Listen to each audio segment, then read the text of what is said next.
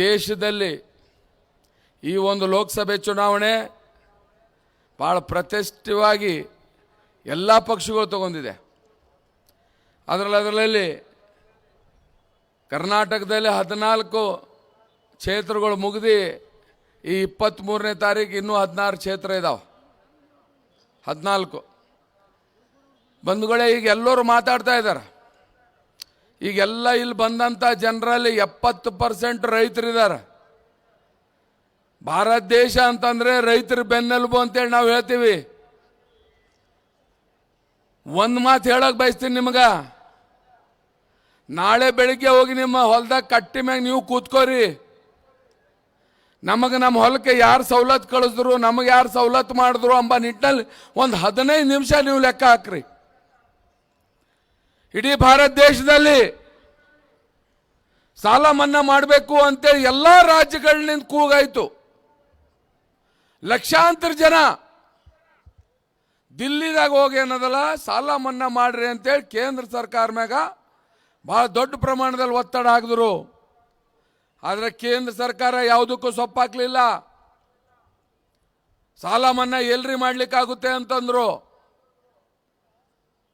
ಅದೇ ಹೋದ ಸರ್ಕಾರ ಕಾಂಗ್ರೆಸ್ ಸರ್ಕಾರನಲ್ಲಿ ಮಾನ್ಯ ಸಿದ್ದರಾಮಯ್ಯ ಅವರು ಮುಖ್ಯಮಂತ್ರಿ ಇದ್ದಾಗ ಅವರು ಒಂದು ಮನವಿ ಮಾಡ್ಕೊಂಡ್ರು, ಕೋಆಪರೇಟಿವ್ ನಾನು ಮನ್ನಾ ಮಾಡ್ತೀನಿ, ನ್ಯಾಷನಲೈಸ್ ಬ್ಯಾಂಕ್ ನೀವು ಮನ್ನಾ ಮಾಡ್ರಿ ಅಂತೇಳಿ. ಆದರೆ ಕೇಂದ್ರ ಸರ್ಕಾರದವ್ರು ಸೊಪ್ಪಾಕ್ಲಿಲ್ಲ. ಆದರೆ ರಾಜ್ಯದ ಜನತೆ ಅದು ರೈತರ ಸಂಕಷ್ಟದಲ್ಲಿದ್ದಾರೆ ಅಂತೇಳಿ ಸಿದ್ದರಾಮಯ್ಯ ಅವರ ಸರ್ಕಾರ 50,000 ರೂಪಾಯಿ ಇಡೀ ರಾಜ್ಯದಂತ ಕೋಆಪರೇಟಿವ್, ಇವತ್ತು ನಾನೇ ಕೋಆಪರೇಟಿವ್ ಮಿನಿಸ್ಟರ್ ಇದ್ದೀನಿ, 8,165 ಕೋಟಿ ರಾಜ್ಯದಲ್ಲಿ 680 ಕೋಟಿ ನಿಮ್ಮ ಬಿಜಾಪುರ್ನಲ್ಲಿ ಮನ್ನಾ ಮಾಡಿದಂಥ ಕೀರ್ತಿ ಹೋಗಿದ್ರೆ ಈಗ ಈ ಸರ್ಕಾರಕ್ಕೆ ಹೋಗುತ್ತೆ ಎಂಬ ನಿಟ್ಟಿನಲ್ಲಿ ಹೇಳಕ್ ಬಯಸ್ತೀನಿ ಬಂಧುಗಳೇ. ಅದು ಆದಮೇಲೆ ಮಾನ್ಯ HD ಕುಮಾರಸ್ವಾಮಿ ಅವರ ನೇತೃತ್ವದಲ್ಲಿ ಸಮ್ಮಿಶ್ರ ಸರ್ಕಾರ ಬಂತು.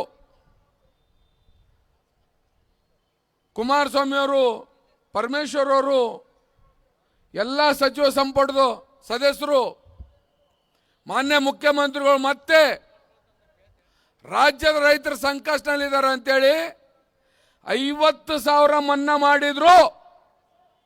ಅದೇ ಅಕೌಂಟಿಗೆ ಕೇಳಿ, ಅದೇ ಅಕೌಂಟಿಗೆ ಸಹಕಾರ ಇಲಾಖೆದು 1 ಲಕ್ಷ ರೂಪಾಯಿವರೆಗೆ ನಿಮ್ಮ ಬಿಜಾಪುರಕ್ಕೆ 710 ಕೋಟಿ ಮತ್ತೆ ಮನ್ನಾ ಮಾಡಿದ್ದೀವಿ. ಇಡೀ ರಾಜ್ಯದಲ್ಲಿ 9,448 ಕೋಟಿ. ನ್ಯಾಷನಲೈಸ್ ಬ್ಯಾಂಕ್ ಸನ್ಮಾನ್ಯ ಮುಖ್ಯಮಂತ್ರಿಗಳು ಅಷ್ಟಕ್ಕೆ ಬಿಡಲಿಲ್ಲ, ನ್ಯಾಷನಲೈಸ್ ಬ್ಯಾಂಕು ಮಾಡಬೇಕು ಎಂಬ ನಿಟ್ಟಿನಲ್ಲಿ ಇವತ್ತು ನ್ಯಾಷನಲೈಸ್ ಬ್ಯಾಂಕು ಸಾಲ ಮನ್ನಾ ಮಾಡಿದ್ದು. ಮೊನ್ನೆ ಕೋಡ್ ಆಫ್ ಕಂಡಕ್ಟ್ ತನ ನ್ಯಾಷನಲೈಸ್ ಬ್ಯಾಂಕಿಂದ ಅಕೌಂಟಲ್ಲಿ 2,800 ಕೋಟಿ ಇಡೀ ರಾಜ್ಯದಲ್ಲಿ ಬಿಡುಗಡೆ ಮಾಡಿದ್ದು ಬಂಧುಗಳೇ. ಬಿಜೆಪಿದವ್ರು ಹೇಳ್ತಾರ ಎಲ್ರಿ ಸಾಲ ಮನ್ನಾ ಮಾಡಿದಾರ? 680 ಕೋಟಿ ಹೋದ ಸಲದು, 4,000 ಕೋಟಿ ಹೋದ ಸರ್ಕಾರ ಕೊಟ್ಟಿದೆ, ಅದರಲ್ಲಿಂದ 4,000 ಕೋಟಿ ಈ ಸರ್ಕಾರ ಕೊಟ್ಟು 680 ಕೋಟಿ ಕಂಪ್ಲೀಟ್ ಚುಕ್ತಾ ಮಾಡಿದೆ. ಅಷ್ಟಲ್ಲ, ಈ 710 ಕೋಟಿದಲ್ಲಿ 182 ಕೋಟಿ ಇವತ್ತು ತಮ್ಮ ಅಕೌಂಟಿಗೆ ಬಂದಿದೆ. ಲೆಕ್ಕ ಹಾಕಿ ಬಂಧುಗಳೇ. ಇವತ್ತು ಬಿಜೆಪಿದವ್ರು ಏನು ಮಾತಾಡ್ತಾರ? ಬರೀ ಮಾತು ಹೇಳ್ತಾ ಇದ್ದಾರ. ಮಾನ್ಯ ಪ್ರಧಾನಮಂತ್ರಿಗಳಿಗೆ ಸಾಲ ಮನ್ನಾ ಮಾಡಬೇಡ ಅಂತ ಹೇಳಿದೀವ ನಾವು. ಇಡೀ ಭಾರತ ದೇಶದಲ್ಲಿ 44,000 ಕೋಟಿ ಮನ್ನಾ ಸಾಲ ಯಾರ ಮಾಡಿದ್ರೆ ಅದು ಈ ಸಮ್ಮಿಶ್ರ ಸರ್ಕಾರ ಅಂತ ಹೇಳಕ್ ಬಯಸ್ತೀನಿ. ಸಮ್ಮಿಶ್ರ ಸರ್ಕಾರ ಯಾರು ಮಾಡಲಿಲ್ಲ. UPದಲ್ಲಿ ಹೋಗಿ ಸಾಲ ಮನ್ನಾ ಮಾಡಿದ್ದಾರೆ, ಎಷ್ಟು ಕೊಟ್ಟಿದ್ದಾರೆ ರೈತರಿಗೆ ಕೇಳಿ, ಬಿಜೆಪಿದವ್ರು ಹೇಳ್ಬೇಕು.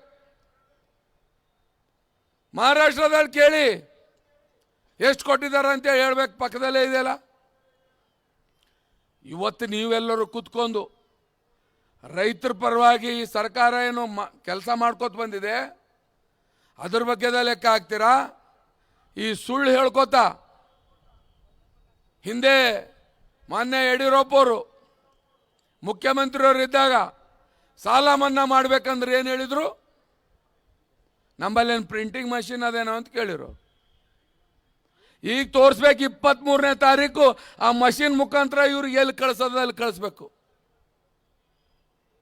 ಅಷ್ಟೇ ಅಲ್ಲ, ಇವತ್ತು ತಾವೆಲ್ಲ ಹಾಲು ಕರಿತೀರಿ, ಡೈರಿಗೆ ಹಾಲು ಹಾಕಿದ್ರೆ 1 ಲೀಟರಿಗೆ 6 ರೂಪಾಯಿ ಪ್ರೋತ್ಸಾಹ ಧನ ಇಡೀ ಭಾರತ ದೇಶದಲ್ಲಿ ಎಲ್ಲಿ ಕೊಡ್ತಾ ಇಲ್ಲ, ಕರ್ನಾಟಕ ರಾಜ್ಯದಲ್ಲಿ ಸಮ್ಮಿಶ್ರ ಸರ್ಕಾರ ಕೊಡ್ತಾ ಇದೆ. ನಿಮಗೆ ನಗದಿ ಡೈಲಿ ಬರ್ತಾ ಇದೆ, ದುಡ್ಡು ಹಾಲಿನ ಮುಖಾಂತರ ಡೈಲಿ ಬರ್ತಾ ಇದೆ. ಹಾಗಾಗಿ ಇವತ್ತ ಸಾಕಷ್ಟು ಕೆಲಸಗಳು ಮಾನ್ಯ ಮುಖ್ಯಮಂತ್ರಿಗಳು ಬಂದಾಗ ಎಲ್ಲ ಹೇಳ್ತಾರೆ ಅವರು. ಇವತ್ತು ನಮ್ಮ ಇಲಾಖೆಯಿಂದೆ ಬಡವರ ಬಂಧು ಸ್ಕೀಮ್ ತೆಗೆದಿದ್ದೀವಿ. ಬೀದಿ ವ್ಯಾಪಾರಿಗಳಿಗೆ 2000ರಿಂದ 10,000ವರೆಗೆ ಬಡ್ಡಿ ಇಲ್ಲ, ಗ್ಯಾರಂಟಿ ಇಲ್ಲ, ಬ್ಯಾಂಕ್ನಿಂದೆಲ್ಲ ದುಡ್ಡು ಕೊಡ್ತಾ ಇದ್ದೀವಿ. ಹಾಗಾಗಿ ಇವತ್ತು ನೀವೆಲ್ಲರೂ ಕೂತ್ಕೊಂಡು ಲೆಕ್ಕ ಹಾಕಿ ಯಾರಿಗೇನದಲ್ಲ ನಾವು ಓಟ್ ಹಾಕ್ಬೇಕು.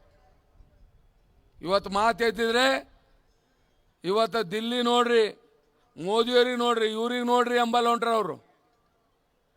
ಆದರೆ ಇಲ್ಲಿ ಇವತ್ತು ಹಗಲು ರಾತ್ರಿ ಬಡವ್ರ ಪರವಾಗಿ ಇವತ್ತು ಮಹಿಳೆಯರು ಕೂತಿದ್ರೆ ಇಷ್ಟೊಂದು ಜನ. ವಿದ್ಯಾರ್ಥಿ ವೇತನ 600 ರೂಪಾಯಿ ಇತ್ತು, ಇವತ್ತು 60 ವಯಸ್ಸಾದವರು ಕಳೆದಿದ್ರೆ ಇವತ್ತು 1,000 ಮಾಡಿದ ಕೀರ್ತಿ ಈ ಸಮ್ಮಿಶ್ರ ಸರ್ಕಾರ ಬರುತ್ತೆ. 1,000 ಅಷ್ಟೇ ಅಲ್ಲ, ಅನ್ನ ಭಾಗ್ಯ ತಗೋರಿ, ಚಿರ ಭಾಗ್ಯ ತಗೋರಿ, ಕೃಷಿ ಭಾಗ್ಯ ತಗೋರಿ, ಎಲ್ಲ ಭಾಗ್ಯಗಳು ಮುಂದುವರಿಸಿ ಇವತ್ತೇನದಲ್ಲ ಈ ಸರ್ಕಾರ ಕೆಲಸ ಮಾಡ್ತಾ ಇದೆ. ಹಾಗಾಗಿ ಇವತ್ತು ನೀವೆಲ್ಲರೂ ಮುಂದೆ ಬರೋಂಥ ಇದರಲ್ಲಿ ಈಗ ತಾನೇ ನಮ್ಮ ದಲಿತ ಮುಖಂಡರೊಬ್ಬರು ಹೇಳಿದ್ರು, ಇವತ್ತು ನಮ್ಮ ಸಂವಿಧಾನದಲ್ಲಿ ಡಾಕ್ಟರ್ ಬಾಬಾ ಸಾಹೇಬ್ ಅಂಬೇಡ್ಕರ್ ಅವರು ಏನು ಒಂದು ಓಟಿನ ಹಕ್ಕು ಕೊಟ್ಟಿದಾರ, ಅದು ಬಹಳ ದೊಡ್ಡ ಹಕ್ಕು.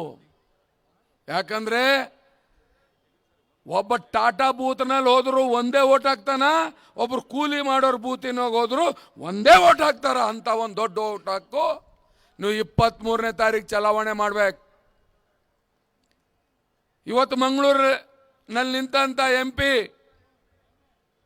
ಮಾತಾಡೋಗಿ ಹೋದ್ರು, ಬಿಜೆಪಿ ಸರ್ಕಾರ ಬಂದಿದೆ,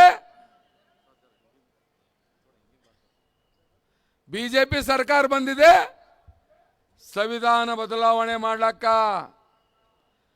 ಬಾಬಾ ಸಾಹೇಬ್ ಅಂಬೇಡ್ಕರ್ ಅವರ ಅನ್ವಯಿಗಳು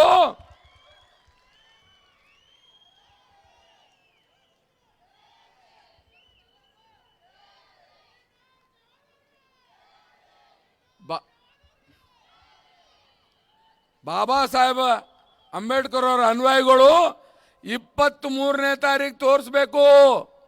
ಆ ಓಟಿನ ಬಟನ್ ಮುಖಾಂತರ ಹೊಡೆದ್ರೆ ಈ ಸಂವಿಧಾನ 1 ಜನ್ಮ ತಗೊಂಡಲ್ಲ, ಇನ್ನು 10 ಜನ್ಮ ತಗೊಂಡಿದ್ರು ಏನಾದ್ರು ಮುಟ್ಲಕ್ಕಾಗಲ್ಲ ಎಂಬ ನಿಟ್ಟಲ್ಲಿ ನೀವು ತೋರಿಸ್ಕೊಡ್ಬೇಕು ಬಂಧುಗಳೇ. ಇವತ್ತು ನಮ್ಮ ಪಕ್ಷದ 2 ದೋಸ್ತಿ ಪಕ್ಷಗಳದು ಸೇರಿ ಇವತ್ತು ಬಿಜಾಪುರ್ನಲ್ಲಿ ಏನದಲ್ಲ ಇವತ್ತು ಕ್ಯಾಂಡಿಡೇಟ್ ಮಾಡಿದ್ದೀವಿ. ನಾನು ಅವತ್ತು ನಾಮಿನೇಷನ್ ಹಾಕ್ಲಕ್ಕೆ ಬಂದಾಗ ಕೆಲವು ನಮ್ಮ ಪತ್ರಕರ್ತ ಸ್ನೇಹಿತರು ಕೇಳಿದ್ರು, ಏನು ಸರ್ ನಿಮ್ಮ ಲೇಡಿ ಕ್ಯಾಂಡಿಡೇಟು ಅವ್ರು ಏನಾರ ಕೆಲಸ ಮಾಡಬೇಕಾದ್ರೆ ಅವ್ರ ಹಸ್ಬೆಂಡ್ ಅವರಿಗೆ ಪತಿ ಕೇಳಿ ಕೆಲಸ ಮಾಡ್ತಾರ ಎಂಬ ನಿಟ್ಟಿನಲ್ಲಿ ಅಪೋಸಿಷನ್ ಕ್ಯಾಂಡಿಡೇಟಿಗಿರ MP ಹೇಳ್ತಾ ಇದ್ದಾರ ಅಂತಂದರು. ಅವತ್ತೊಂದು ಮಾತಂದೆ ನಾನು, ನಮ್ಮ ಕ್ಯಾಂಡಿಡೇಟ್ ಕಮ್ಜೋರ್ ಅಲ್ಲ, ಸಿಂಗಲ್ ಡಿಗ್ರಿ ಅಲ್ಲ, ಡಬಲ್ ಡಿಗ್ರಿ ಅಲ್ಲ, ಡಾಕ್ಟ್ರೇಟು PhD. ಅದಕ್ಕೆ ಅವರು ಯಾರ್ದೋ ಮಾತು ಕೇಳೋದು ಬೇಕಾಗಿಲ್ಲ. ಬಿಜಾಪುರ ಜನರ ನಾಡಿ ಮಿಡಿತ ಹಿಡ್ದು ಅಲ್ಲಿ ಪಾರ್ಲಿಮೆಂಟ್ದಾಗ ಟೇಬಲ್ ಕೊಟ್ಟಂತ ಕ್ಯಾಂಡಿಡೇಟ್ ಅದ ಎಂಬ ನಿಟ್ಟಲ್ಲಿ ಹೇಳಿದೆ ನಾನು. ಅದಕ್ಕೆ ಡಾಕ್ಟರ್ ಸುನೀತಾ ಚೌಹಾಣ್ ಅವರು ಇವತ್ತು ಒಂದು ಮಹಿಳೆ ಡಾಕ್ಟರ್ ಪದವಿ ಇವತ್ತು ಅವ್ರದೇ ಆದಂಥ ಒಂದು ಆಲೋಚನೆ ಇಟ್ಕೊಂಡು ಇವತ್ತು ಈಗ ತಾನೇ ಈಗ ಸನ್ಮಾನ್ಯ ದೇವೇಗೌಡರು ಬರ್ತಾರ. ಈಗ ಹೂವಿನ ಇಪ್ಪರಿಗೆಯಲ್ಲಿ ನಾನು ಮಾತಾಡಿ ಹೇಳಿದೆ, ಇವತ್ತು MB ಪಾಟೀಲ್ರು, ಸುಲೀನ್ ಪಾಟೀಲ್ರೆಲ್ಲ ಆಲ್ಮಟ್ಟಿ ಡ್ಯಾಮ್ ನೀರು ಮೇಲೆಲ್ಲ ಭಾಳ ಒಳ್ಳೆ ಕೆಲಸ ಮಾಡಿದ್ದಾರೆ.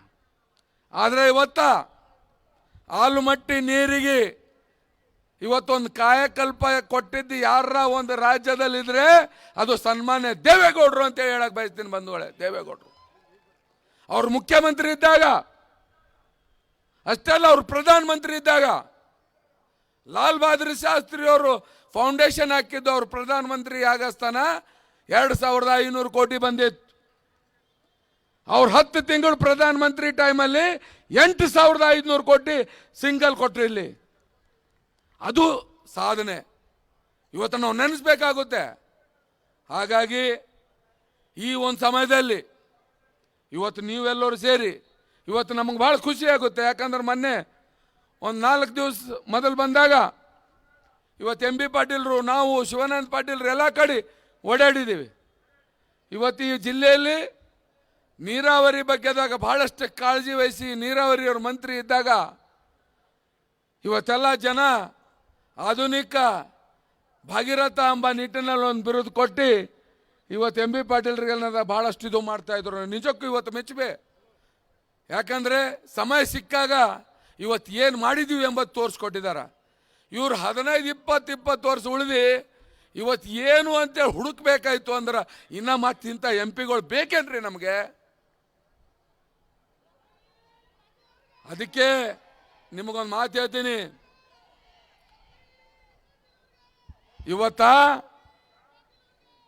ನೀವೆಲ್ಲರೂ ಸೇರಿ ಇವತ್ತು ನೋಡ್ರಿ, ಅದೊಂದು ಹೊಸ ಶುರುವಾಗಿದೆ. ಮೈ ಬಿ ಚೌಕಿದಾರ್ ತುಮ್ ಬಿ ಚೌಕಿದಾರ್. ಅರೇ ಬಿಜೆಪಿ ಮಂದಿ ಕೇಳ್ರಿ, ಎಷ್ಟು ರೈತರ ಕಟ್ಟಿ ಮ್ಯಾಗ ಹೋಗು, ರೈತರ ಬಾಳು ರೈತರ ಮನೆ ಮುಂದೆ ಹೋಗಿ ಇವ್ರು ಚೌಕಿದಾರಿ ಮಾಡಿದಾರ? ಮಾಡಿರ ನೀವು ಯಾವತ್ತರ? ಯಡಿಯೂರಪ್ಪವ್ರು ಯಾರು ಚೌಕಿದಾರಿ ಮಾಡ್ತಾರ ಅಂಬದು ನಮಗೆಲ್ಲ ಚಲೋ ಗೊತ್ತದ. ನಮ್ಮ ಈಶ್ವರಪ್ಪವ್ರು ಯಾರು ಚೌಕಿದಾರಿ ಮಾಡಿದ್ರು ನಮಗೆ ಗೊತ್ತಾಗ್ತಾ ಇಲ್ಲ. ಯಾಕಂದ್ರೆ ಇವತ್ತು ಹಿಂದುಳಿದ ವರ್ಗದಲ್ಲಿ 1 ಸೀಟ್ ಕೊಟ್ಟಿಲ್ಲ ಬಿಜೆಪಿಯಲ್ಲಿ, 1 ಸೀಟ್. ಹಾಗಾಗಿ ಇವತ್ತು ನಮ್ಮವ್ರು ಹೇಳ್ತಾ ಇದ್ರು ಅಲ್ಪಸಂಖ್ಯಾತರು ಹಿಂದಿ ಮೇ ಬಾತ್ ಕರೋ ಅಂತೇಳಿ. क्या बात करना?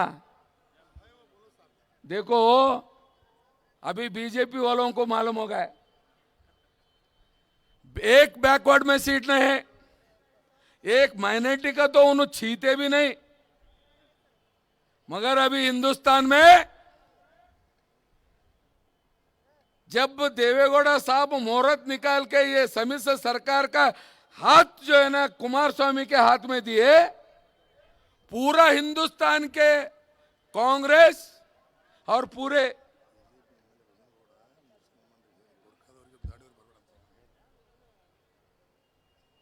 पूरे लोग मिलके चंद्रबाबू नायडू, सोनिया गांधी जी, राहुल गांधी जी, ममता बनर्जी, अखिलेश यादव, 21 लीडर्स पूरे मिलके बेंगलुरु में एक महागठबंधन का अगर डिगुल किधर तो बजा तो कर्नाटक में वो बेंगलुरु से, और ये डिगुल पूरा हिंदुस्तान में कर्नाटक अभी 10 महीने के अंदर कितने इलेक्शन हो गए, उतने इलेक्शन में बीजेपी लास्ट है, ये गठबंधन फर्स्ट है. तुम देखो. और आज भी येडियुरप्पा जी बोलते 22 सीट हमारा आते. कैसा आते? क्या जागीर है? अरे पहले लास्ट टाइम मोदी जी का हवा इतना लहर में 17 सीट थे. अभी लहर नहीं कुछ नहीं, पूरा पंक्चर हो गए. 7 जो है ना नहीं क्रॉस होते, 7. ऐसा आज ये लोगों को आप लोग बताना है.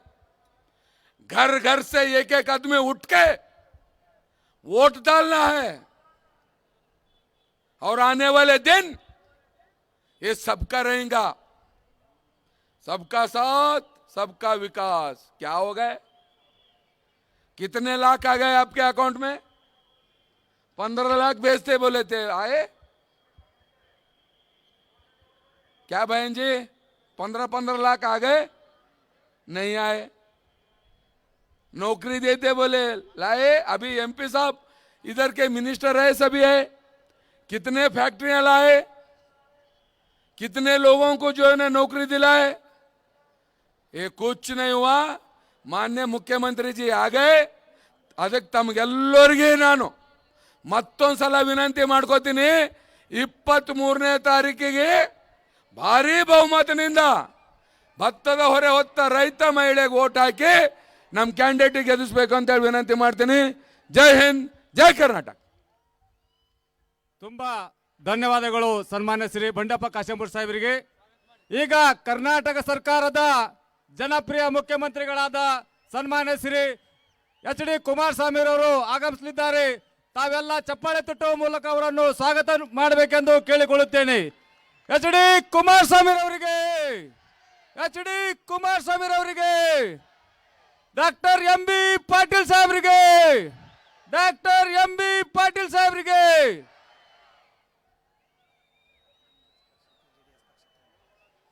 ಕಾಂಗ್ರೆಸ್ ಪಕ್ಷಕ್ಕೆ, ಜೆಡಿಎಸ್ ಪಕ್ಷಕ್ಕೆ, ಜೆಡಿಎಸ್ ಕಾಂಗ್ರೆಸ್ ಮೈತ್ರಿ ಅಭ್ಯರ್ಥಿಗೆ, ಮೈತ್ರಿ ಸರ್ಕಾರಕ್ಕೆ, ಮಾಜಿ ಪ್ರಧಾನಿ ಸನ್ಮಾನ್ಯ ಶ್ರೀ ಎಚ್.ಡಿ. ದೇವೇಗೌಡ ಸಾಹೇಬರಿಗೆ, ಸನ್ಮಾನ್ಯ ಶ್ರೀ ಎಚ್.ಡಿ. ದೇವೇಗೌಡ ಸಾಹೇಬರಿಗೆ ದಯಮಾಡಿ ಎಲ್ಲರೂ ಶಾಂತ ರೀತಿಯಿಂದ ಕುಳಿತುಕೊಳ್ಳಬೇಕು. ಈಗ ವೇದಿಕೆ ಮೇಲೆ ನಿಮ್ಮೆಲ್ಲರ ಜನಪ್ರಿಯ ನಾಯಕರಾಗಿರುವಂಥ ಕರ್ನಾಟಕ ಸರ್ಕಾರದ ಸಾಲ ಮನ್ನಾ ಯೋಜನೆಯ ರೂವಾರಿಗಳು, ಬಡವರ ಬಂಧುಗಳಾದ ಸನ್ಮಾನ್ಯ ಶ್ರೀ ಎಚ್.ಡಿ. ಕುಮಾರಸ್ವಾಮಿ ಅವರು ಆಗಮಿಸಿದ್ದಾರೆ.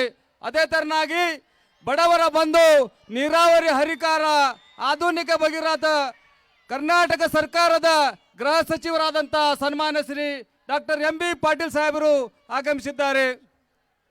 ಅದೇ ತರನಾಗಿ ಕರ್ನಾಟಕ ಸರ್ಕಾರದ ಆರೋಗ್ಯ ಮತ್ತು ಕುಟುಂಬ ಕಲ್ಯಾಣ ಸಚಿವರಾದಂಥ ಸನ್ಮಾನ್ಯ ಶ್ರೀ ಶಿವಾನಂದ ಪಾಟೀಲ್ ಸಾಹೇಬರು ಆಗಮಿಸಿದ್ದಾರೆ.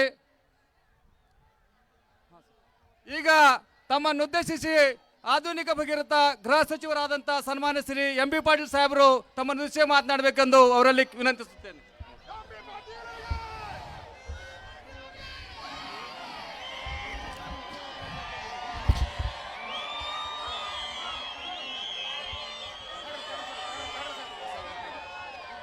ಎರಡ್ 2019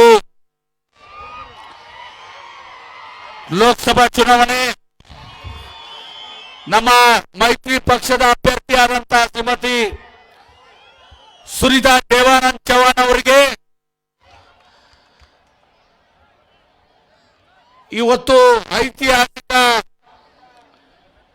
ವಿಜಯಪುರ ನಗರದಲ್ಲಿ ಇಂಥ ಒಂದು ಬೃಹತ್ ಸಮಾವೇಶವನ್ನ ತಾವೆಲ್ಲರೂ ಹಮ್ಮಿಕೊಂಡು ಈ ಪ್ರಚಾರ ಕಾರ್ಯಕ್ರಮದಲ್ಲಿ ನಮ್ಮ ರಾಜ್ಯದ ಜನಪ್ರಿಯ ಮುಖ್ಯಮಂತ್ರಿಗಳು, ನಮ್ಮೆಲ್ಲರ ಅಚ್ಚುಮೆಚ್ಚಿನ ನಾಯಕರು ರೈತರ ಬಗ್ಗೆ ಬಹಳಷ್ಟು ಕಾಳಜಿಯನ್ನ ಇಟ್ಕೊಂಡು 42,000 ಕೋಟಿ ರೂಪಾಯಿ ಇವತ್ತು ಸಹ ರೈತರ ಸಾಲ ಮನ್ನಾ ಮಾಡಲಿಕ್ಕೆ ಹಗಲು ಶ್ರಮಿಸುತ್ತಿರುವಂತ ಸನ್ಮಾನ್ಯ ಮುಖ್ಯಮಂತ್ರಿಗಳಂತ ಎಚ್.ಡಿ. ಕುಮಾರಸ್ವಾಮಿ ಸಾಹೇಬರಿಗೆ ನಾನು ನಿಮ್ಮ ಪರವಾಗಿ ಅವರಿಗೆ ಸ್ವಾಗತವನ್ನು ಕೂಡ ಕೋರ್ತೇನೆ. ಅದೇ ರೀತಿ ವೇದಿಕೆ ಮೇಲಿದ್ದಂತ ನಮ್ಮ ಎಲ್ಲ ಶಿವಾನಂದ ಪಾಟೀಲ್ರು, ಬಂಡೆಪ್ಪಣ್ಣ ಕಾಶಿಂಪುರರು, ಎಲ್ಲ ಮುಖಂಡರನ್ನ, ಯಾಕಂದ್ರೆ ಸಮಯದ ಅಭಾವ, ನಾವು ಪ್ರತಿ ದಿವಸ ನಿಮ್ಮ ಜೊತೆ ಮಾತಾಡ್ತಿರ್ತೀವಿ. ಇವತ್ತು ಮುಖ್ಯಮಂತ್ರಿಗಳು ಬಂದಿದ್ದಾರೆ, ಅವರು ತಮ್ಮನ್ನು ಉದ್ದೇಶ ಮಾತನಾಡಬೇಕಾಗಿದೆ. ತದನಂತರ ಮಾಜಿ ಪ್ರಧಾನಮಂತ್ರಿಗಳು, ನಮ್ಮೆಲ್ಲರಿಗೂ ಹಿರಿಯರು, ಇವತ್ತು ನೀರಾವರಿ ವಿಚಾರದಲ್ಲಿ ಇವತ್ತು ಸಹ ಬಹಳ ದೊಡ್ಡ ಜ್ಞಾನವನ್ನು ಹೋರಾಟ ಮಾಡಿದಂಥ ಎಚ್.ಡಿ. ದೇವೇಗೌಡ ಸಾಹೇಬರು ಕೂಡ ಸ್ವಲ್ಪ ಸಮಯದಲ್ಲಿ ಇವತ್ತು ಸಹ ಅವರು ಕೂಡ ಬರ್ತಾರೆ. ಅವರು ಮಾತನಾಡುವ ಉದ್ದೇಶ ಇರೋದ್ರಿಂದ ನಾನು 5 ನಿಮಿಷದಲ್ಲಿ ನನ್ನ ಮಾತುಗಳಿಗೆ ವಿರಾಮ ಹೇಳ್ತೇನೆ. ಇವತ್ತು ಈ ಚುನಾವಣೆ ನಮ್ಮ ಮೈತ್ರಿ ಪಕ್ಷದ ಅಭ್ಯರ್ಥಿ, ಯಾಕಂದ್ರೆ ಕರ್ನಾಟಕ ರಾಜ್ಯದಲ್ಲಿ ಜಾತ್ಯತೀತ ಪಕ್ಷಗಳು ಒಂದಾಗಬೇಕು, ಕೋಮುವಾದಿ ಪಕ್ಷವನ್ನ ದೂರಿಡಬೇಕು ಅಂತೇಳಿ ರಾಹುಲ್ ಗಾಂಧಿ ಅವರು ಇವತ್ತು ನಿರ್ಣಯ ಮಾಡಿ ಜಾತ್ಯತೀತ ಜನತಾದಳಕ್ಕೆ ಬೆಂಬಲವನ್ನು ಕೊಟ್ಟರು. ಒಂದು ಸಂದೇಶವನ್ನು ಕೊಟ್ಟರು, ಈ ದೇಶಕ್ಕೆ ನಾವು ಅಧಿಕಾರ ಸಲುವಾಗಿಲ್ಲ, ಜಾತ್ಯತೀತ ತತ್ವದ ಸಲುವಾಗಿದ್ದೀವಿ ಅಂತ ಮಾತನ್ನು ನಾನು ನೇರವಾಗಿ ಕೇಳ್ತೀನಿ. ನಮ್ಮ ಜಿಗ್ಜಿನಿ ಸಾಹೇಬ್ ಅಂತರೂ ಏನೂ ಮಾಡಿಲ್ಲ ಕೆಲಸ. 4 ಸಲ ಲೋಕಸಭಾ ಸಚಿವರಾದರು ಮತ್ತು ಅದಕ್ಕಿಂತ ಮುಂಚಿತವಾಗಿ ಕಂಡಾಪಟ್ಟಿ ಮಂತ್ರಿಗಳಾಗಿ ಸಹ ಅತ್ಯಂತ ಹೆಚ್ಚಿನ ಅಧಿಕಾರ ಅನುಭವಿಸಿದ್ರು ಅವರು. ಈಗ ಅವ್ರು ಏನಿದಾರ, ಕೇಂದ್ರ ಸರ್ಕಾರದ ಗ್ರಾಮೀಣ ಕುಡಿಯುವ ನೀರಿನ ಮಂತ್ರಿಗಳು ಮತ್ತು ನೈರ್ಮಲ್ಯ ಮಂತ್ರಿಗಳು. ಅಂದ್ರೆ ನಮ್ಮ ಬಿಜಾಪುರ ಜಿಲ್ಲೆಗೆ ಕುಡಿಯಕ್ಕೆ ನೀರು ಕೊಡೋದು ಮತ್ತು ನಮ್ಮ ತಾಯಂದ್ರು ಸಹೋದರಿಯರಲ್ಲಿ ಇವರೆಲ್ಲರಿಗೂ ಶೌಚಾಲಯ ಕೊಡುವಂತ ಮಂತ್ರಿ. ಬರೀ MP ಇದ್ದಾಗ ಮಾತು ಬೇರೆ ಇತ್ತು, ನಾವು ಕೇಳ್ತಿದ್ದಿಲ್ಲ. ಈಗ ಕೇಂದ್ರ ಸಚಿವರಿದ್ದಾರೆ, ಅವ್ರ ಜಾಗದಾಗ ನಾ ಏನಾದ್ರೆ ಕೇಂದ್ರ ಸಚಿವ ಆಗಿದ್ನಿ ಅಂದ್ರೆ, ಕುಡಿ ನೀರಿನ ಮಂತ್ರಿ ಆಗಿದ್ರೆ ಕನಿಷ್ಠ ಪಕ್ಷ ಬಿಜಾಪುರ ಜಿಲ್ಲೆಗೆ ಒಂದು 2,000 ಕೋಟಿ ರೂಪಾಯಿ ಪೈಲಟ್ ಯೋಜನೆ ನೀರಾವರಿಗೆ ಬಹುಹಳ್ಳಿ ಕುಡಿ ಯೋಜನೆ ಕೊಡ್ತಿದ್ದೆ. ಒಂದು 10 ಲಕ್ಷ ಶೌಚಾಲಯಗಳು ನಮ್ಮ ತಾಯಂದ್ರಿಗೆ ಸಹೋದರಿಗೆ ಕೊಡ್ತಿದ್ದೆ. ಅಧಿಕಾರ ಇದ್ದ ಮ್ಯಾಗೂ ನೀವು ಮಾಡಲಿಲ್ಲ ಅಂದ್ರೆ ಎದಕ್ಕೆ ಉಪಯೋಗ ಅದ ಹೇಳ್ರಿ? ಅಧಿಕಾರ ಇದ್ದ ಮ್ಯಾಗೂ ನೀವು ಮಾಡಿಲ್ಲ. ಅದೇ ನಿಮ್ಮ ಆಶೀರ್ವಾದದಿಂದ ಕಾಂಗ್ರೆಸ್ ಪಕ್ಷದ ಅಧ್ಯಕ್ಷ ಶ್ರೀಮತಿ ಸೋನಿಯಾ ಗಾಂಧಿ ಅವರು, ರಾಹುಲ್ ಗಾಂಧಿ ಅವರು, ಸಿದ್ದರಾಮಯ್ಯನವರು, ಮಲ್ಲಿಕಾರ್ಜುನ ಎಲ್ಲರ ಆಶೀರ್ವಾದದಿಂದ ನಿಮ್ಮ ಜನತೆಯ ಆಶೀರ್ವಾದ ನೀರಾವರಿ ಸಚಿವನಾಗಿದೆ. ಮತ್ತು ನೀರಾವರಿ ಸಚಿವನಿದ್ದಾಗ ನಾನು ಇವತ್ತು ದೊಡ್ಡ ಪ್ರಮಾಣದಲ್ಲಿ ಉತ್ತರಿಸ ನೀರಾವರಿಗೆ ಬಿಜಾಪುರಕ್ಕೆ ಸುಮಾರು 15,000 ಕೋಟಿ ರೂಪಾಯಿ ಅಷ್ಟು ಯೋಜನೆಗಳನ್ನ ಉತ್ತರಿಸ ಮಂಜೂರು ಮಾಡಿ. ಯಾಕೆ ಮತ್ತೆ ರಮೇಶ್ ಜಿಗಜಿಣಿ ಅವ್ರು ಮಾಡಕ್ ಬರಲಿಲ್ಲ? ಅಧಿಕಾರ ಸಿಕ್ಕ ಮೇಲೆ ಇವತ್ತು 15 ಲಕ್ಷ ಎಕರೆ ಯೋಜನೆ ಸಹ ಬಿಜಾಪುರ ಜಿಲ್ಲೆ ಮುಖ್ಯಮಂತ್ರಿಗಳಿಗೆ ನಾವು ಹೇಳಿದ್ದೇವೆ, ನಮ್ಮ ಆಲ್ಮಟ್ಟಿ ಅಣೆಕಟ್ಟನ್ನ 524 ಮಾಡಬೇಕು, ಭೂ ಸ್ವಾಧೀನ ಮತ್ತು ಪುನರ್ವಸತಿ ಕಾಮಗಾರಿ ಆಗಬೇಕು. 3 ಹಂತದಲ್ಲಿ ಇವತ್ತೊಂದು ದಿವಸ ನಾವು ಅವರಿಗೆ ಚರ್ಚೆ ಮಾಡಿದ್ದೀವಿ. ಚುನಾವಣೆ ಮುಗಿದ ಮೇಲೆ ಕರಿತೀವಿ ಎಲ್ಲರನ್ನು, ನಮ್ಮನ್ನ ಶಿವಾನಂದ ಪಾಟೀಲ್ರನ್ನ ಎಲ್ಲರನ್ನೂ ಕೂಡ ಕರಿತೀವಿ. ಕರೆದು ನಿಮ್ಮ ಹತ್ರ ಎಲ್ಲ ಸಲಹೆ ತಗೊಂಡು ಇವತ್ತು ಮುಳವಾಡಿ ಹತ್ತು ನೀರಾವರಿ ಇರ್ಬೋದು, ಗುತ್ತಿ ಬಸವಣ್ಣ ಇರ್ಬೋದು, ಚಿಮ್ಮಲ್ಗಿ ಇರ್ಬೋದು, ನಮ್ಮ UKP 3ನೇ ಹಂತ, ನಮ್ಮ ತುಮಚಿ ಬಬಲೇಶ್ವರ ಎಲ್ಲವನ್ನ ಮುಗಿಸ್ಲಿಕ್ಕೆ ಎಲ್ಲ ಸಹಕಾರಿ ಏನು ಬೇಕು ನಮಗೆ ಆ ಕೆಲಸವನ್ನು ಮಾಡ್ತೀವಿ ಅಂತ ಮುಖ್ಯಮಂತ್ರಿಗಳು ನಮ್ಗೆ ಹೇಳಿದ್ದಾರೆ, ಮಾತನ್ನು ಕೊಟ್ಟಿದ್ದಾರೆ ಅಲ್ಲಿ ಮುದ್ದೆ ಬೇಳದಲ್ಲಿ. ಅದಕ್ಕೆ ದಯವಿಟ್ಟು ನಾನು ವಿನಂತಿಯನ್ನು ಮಾಡ್ಕೋತೀನಿ, ಸಾಕಿನ್ ಜಿಗ್ಜಿನಿ ಅವ್ರ ಮನೆ ರಸ್ತೆ ಮಾಡಿ ಸುನಿಲ್ ಗೌಡ್ರು ಹೇಳಿರ್ಬೇಕಲ್ಲ, ಈ ಭಾಷಣ ಮಾಡ್ಯಾರ ಆಗ್ಯದಲ್ಲ, ರಸ್ತೆ ಮಾಡಿದೀವಿ, ಬೂತ್ನಾಳ್ ಕೆರೆನೂ ತುಂಬಿವಿ, ಮತ್ತು ಅಲ್ಲಿ ಮಗ್ಗಲ್ಕ ನಮ್ಮ 500 ಎಕರೆದಾಗ ಗಾರ್ಡನ್ ಇದನ್ನು ಉತ್ತರ ಗಿಡನೂ ಕಂಡಾಪಟ್ಟಿ ಬೆಳೆಸಿದೀವಿ. ಬೂತ್ನಾಳ್ ಕೆರೆ ಅಭಿವೃದ್ಧಿಗೆ ಹೆಂಗೆ ಬೇಗಂತೆಲ್ಲ ಮಾಡಿ ಹಂಗೆ ಅಭಿವೃದ್ಧಿಗೂ 10 ಕೋಟಿ ರೂಪಾಯಿ ಕೊಟ್ಟಿವಿ. ಆರಾಮ್ ರೆಸ್ಟ್ ತಗೊಳ್ಳಿ, ಮಕ್ಕಳು ಮೊಮ್ಮಕ್ಕಳನ್ನ ಆರಿಸ್ಕೊತ ಕುಂಡ್ರಲಿ ಸಾಕು ನೀವು. ಯಾಕಂದ್ರೆ ನಾನು ಈ ಮಾತನ್ನ ಯಾವತ್ತೂ ಮಾತಾಡ್ತಿರ್ಲಿಲ್ಲ. ಯಾಕೆ ಮಾತಾಡಕತ್ತೀನಿ ಅಂದ್ರೆ, ಕೈಯಾಗ ಅಧಿಕಾರ ಇದ್ರೂ ಕೂಡ ನೀವು ಮಾಡಲಿಲ್ಲಲ್ಲ, ಅದು ಒಂದು ದಿವಸ ನಮಗೆಲ್ಲರಿಗೂ ಕೂಡ ಭಾಳ ತಾಳ್ಲಾರ್ದಂಥದ್ದು. ಅದಕ್ಕೆ ಮೋದಿ ಅವ್ರದಂತರೂ ಹೇಳ್ಬೇಕಂದ್ರೆ ಅಚ್ಚೇ ದಿನ ಬಂದಿಲ್ಲ, ಯಾರಿಗೂ 15 ಲಕ್ಷ ಅಕೌಂಟ್ನಾಗ ಬಂದಿಲ್ಲ, ಯಾರಿಗೂ ಉದ್ಯೋಗ ಸೃಷ್ಟಿಯಾಗಿಲ್ಲ, ರೈತರಿಗೆ ಒಳ್ಳೇದಾಗಿಲ್ಲ, ಏನೂ ಕೂಡ ಆಗಿಲ್ಲ ಮೋದಿ ಅವ್ರದ್ದು. ಬರೇ ಮನ್ ಕಿ ಬಾತ್.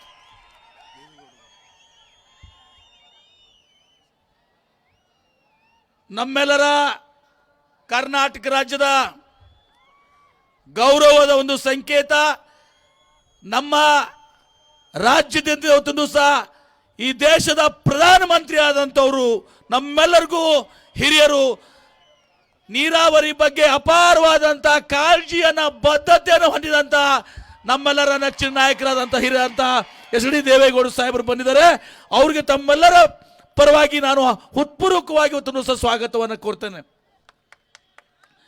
ಜಾಸ್ತಿ ನಾನು ಮಾತನಾಡಕ್ಕೆ ಬಯಸುವುದಿಲ್ಲ, ಅದಕ್ಕೆ ವಿನಂತಿಯನ್ನು ಮಾಡ್ಕೋತೀನಿ. ಇವತ್ತು ಬದಲಾವಣೆ ಆಗಬೇಕಾಗಿದೆ ರಾಜ್ಯದಲ್ಲಿ ಮತ್ತು ಕೇಂದ್ರದಲ್ಲಿ, ಜಾತ್ಯತೀತ ಸರ್ಕಾರಗಳು ರಚನೆ ಆಗಬೇಕಾಗಿದೆ. ಅದಕ್ಕೆ ಈಗಾಗಲೇ ಕರ್ನಾಟಕ ರಾಜ್ಯದಲ್ಲಿ ರಚನೆ ಆಗಿದೆ, ಕೇಂದ್ರದಲ್ಲೂ ಕೂಡ ಜಾತ್ಯತೀತ ಸರ್ಕಾರ ಬರಬೇಕು. ಇವತ್ತು ನರೇಂದ್ರ ಮೋದಿ ಅವ್ರದ್ದು ಮನ್ ಕಿ ಬಾತ್ ಕಾಮ್ ಕಿ ಬಾತ್ ಇಲ್ಲ, ಅಚ್ಚೇ ದಿನ ಅಂತರೂ ಬಂದಿಲ್ಲ, ಯುವಕರಿಗೆ ಬಂದಿಲ್ಲ, ರೈತರಿಗೆ ಬಂದಿಲ್ಲ, ವ್ಯಾಪಾರಸ್ಥರಿಗೆ ಬಂದಿಲ್ಲ, ಯಾರಿಗೂ ಬಂದಿಲ್ಲ. ಅದಕ್ಕೆ ಇವತ್ತು ಏನ್ ಹೇಳ್ತಾರೆ ರಮೇಶ್ ಜಿಗಜಿಣಿ ಅವರು, ಅವ್ರ ಮೋತಿ ನೋಡಿ ಓಟ್ ಹಾಕ್ತಾರಂತಲ್ಲ, ಇವ್ರದ್ದು ಮೋತಿ ಇಲ್ಲ ಅವ್ರದ್ದು ಮೋತಿ ಇಲ್ಲ, ಎರಡೂ ಮೋತಿ ಬ್ಯಾಡ್ ನಮಗೆ. ಅದಕ್ಕೆ ವಿನಂತಿ ಮಾಡ್ಕೋತೀನಿ, ಈ ಚುನಾವಣೆಯಲ್ಲಿ ಕೈ ಗುರ್ತಿರಂಗಿಲ್ಲ. ಈ ಚುನಾವಣೆ ನಾಳೆ ಹೋದ್ಮ್ಯಾಗ ಕೈ ಗುರ್ತಿರಂಗಿಲ್ಲ. ತೆನೆ ಹೊತ್ತ ಮಹಿಳೆ ನಮ್ಮ ಕಾಂಗ್ರೆಸ್ ಕೈನಲ್ಲಿ ಇವತ್ತು ಸಹ ತೆನೆ ಹೊತ್ತ ಮಹಿಳೆಗೆ ಸುನೀತಾ ದೇವಾನಂದ್ ಚೌಹಾಣ್ ಅವರಿಗೆ ತಾವು ಆಶೀರ್ವಾದ ಮಾಡಬೇಕು, ಆರಿಸ್ ಕಳಿಸ್ಬೇಕು ಅಂತ ಕಳಕಳಿಯಿಂದ ಪ್ರಾರ್ಥನೆ ಮಾಡ್ಕೋತೀನಿ. ದಯವಿಟ್ಟು ಎಲ್ಲರ ಕೈ ಹತ್ರ ಒಂದ್ಸಲ ನೋಡೋಣ. ಆ ಕಡೆ ಎಲ್ಲರಿಗೂ ಧನ್ಯವಾದಗಳು. ಈಗ ನೇರವಾಗಿ ನಾನು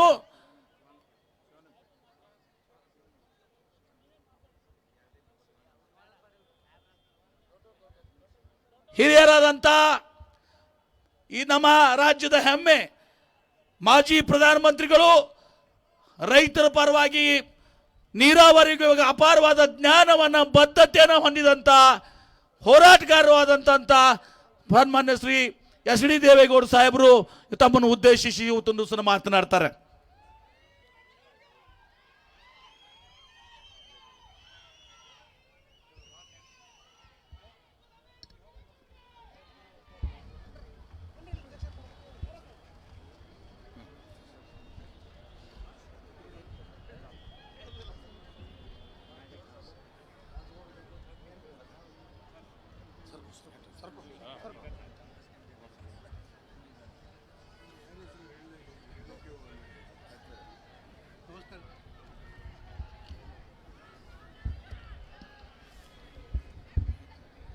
ವೇದಿಕೆಯಲ್ಲಿ ಉಪಸ್ಥಿತರಿರ್ತಕ್ಕಂಥ ಗೌರವಾನ್ವಿತ ಮುಖ್ಯಮಂತ್ರಿಗಳಾದ ಕುಮಾರಸ್ವಾಮಿ ಅವರೇ, ನನ್ನ ಆತ್ಮೀಯ ಸ್ನೇಹಿತರು, ಹಳೆಯ ಮಿತ್ರರು ಆದಂಥ ಶಿವಾನಂದ ಪಾಟೀಲ್ ಅವರೇ, ಈಗ ತಾನೇ ಮಾತಾಡಿ ಭಾರತೀಯ ಜನತಾ ಪಾರ್ಟಿ ಅಭ್ಯರ್ಥಿ ನಿವೃತ್ತರಾಗಿ ಅಂತ ಹೇಳಿ ವಿಶ್ರಾಂತಿ ತೆಗೆದುಕೊಳ್ಳಿ ಅಂತ ಹೇಳಿ ಮಾತನಾಡಿದಂಥ MP ಪಾಟೀಲ್ ಅವರೇ,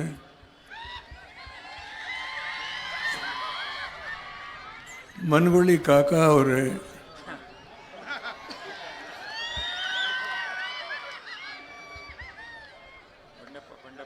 ಬಂಡಪ್ಪ ಕಾಶಂಪುರ ಅವರೇ, ರೇವು ನಾಯಕ್ ಅವರೇ, ಹಮೀದ್ ಮುಸ್ರಿ ಅವರೇ,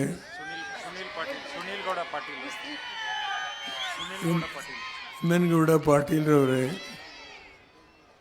ದೇವಾನಂದ್ ಚೌಹಾಣ್ ಅವರೇ,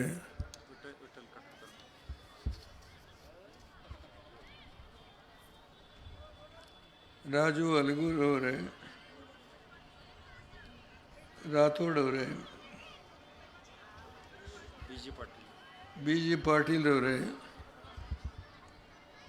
ವೇದಿಕೆಯಲ್ಲಿ ಕುಳಿತಿರ್ತಕ್ಕಂಥ ಎಲ್ಲ ನನ್ನ ಆತ್ಮೀಯ ಬಂಧುಗಳೇ, ನಾನು ಬಹು ಹಿಂದೆ ಬಿಜಾಪುರ ಜಿಲ್ಲೆಯಲ್ಲಿ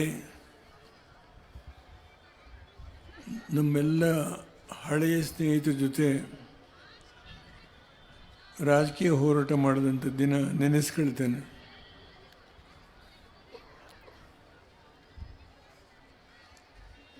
ಈಗ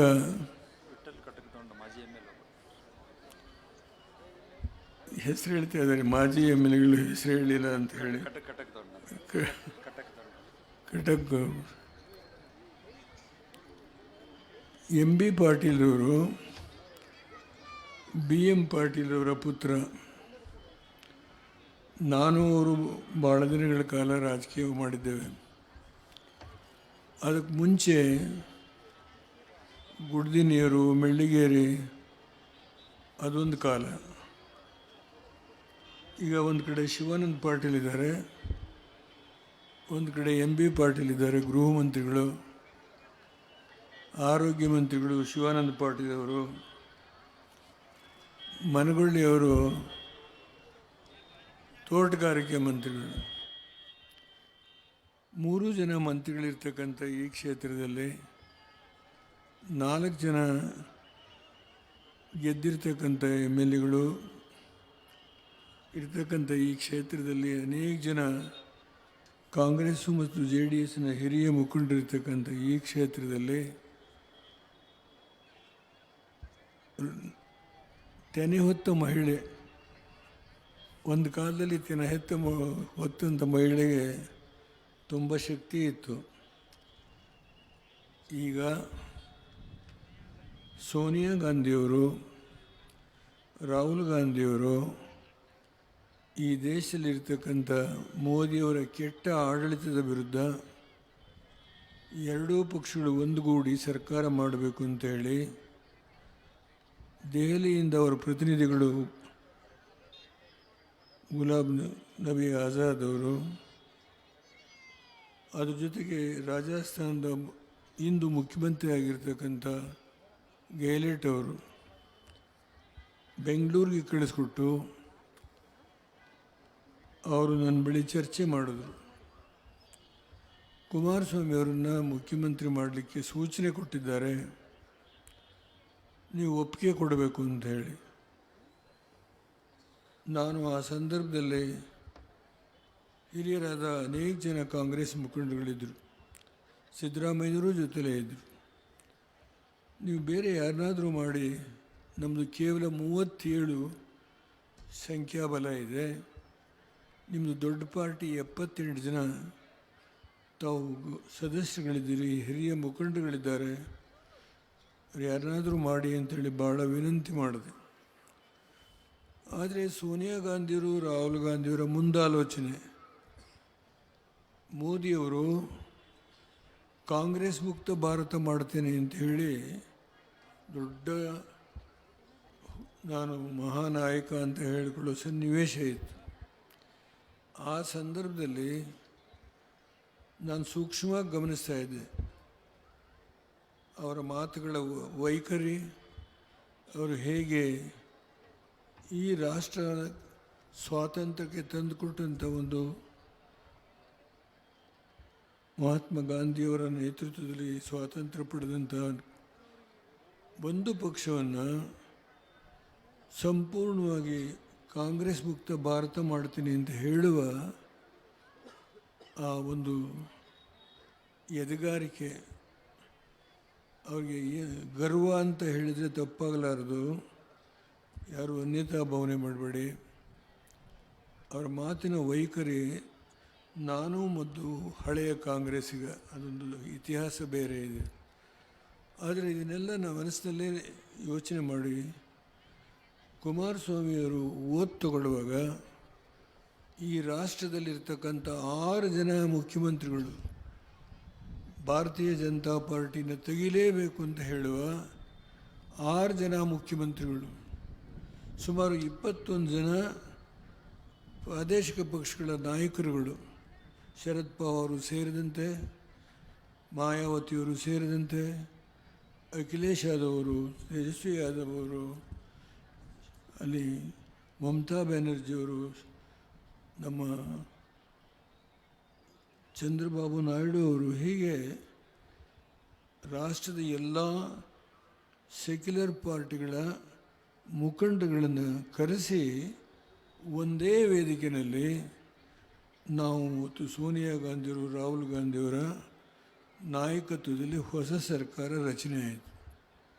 ಅದಾದ ಮೇಲೆ 13 ಉಪಚುನಾವಣೆಗಳು ಬಂದವು. 13 ಉಪಚುನಾವಣೆಯಲ್ಲಿ 12 ಉಪಚುನಾವಣೆ ಭಾರತೀಯ ಜನತಾ ಪಾರ್ಟಿ ಸೋಲ್ತು. ಇದು ಮೊದಲನೆಯ ಹೆಜ್ಜೆ ಮೋದಿಯವರ ಕಾಂಗ್ರೆಸ್ ಮುಕ್ತ ಭಾರತ ಮಾಡ್ತೀನಿ ಅಂತ ಏನು ಹೇಳ್ತಾ ಇದ್ರೋ ಅದು ನಿಮ್ಮ ಕೈಲಿ ಆಗೋದಿಲ್ಲ ಅನ್ನೋ ಒಂದು ರಾಜಕೀಯ ವ್ಯವಸ್ಥೆ ಕರ್ನಾಟಕದಿಂದಲೇ ಪ್ರಾರಂಭ ಆಯಿತು.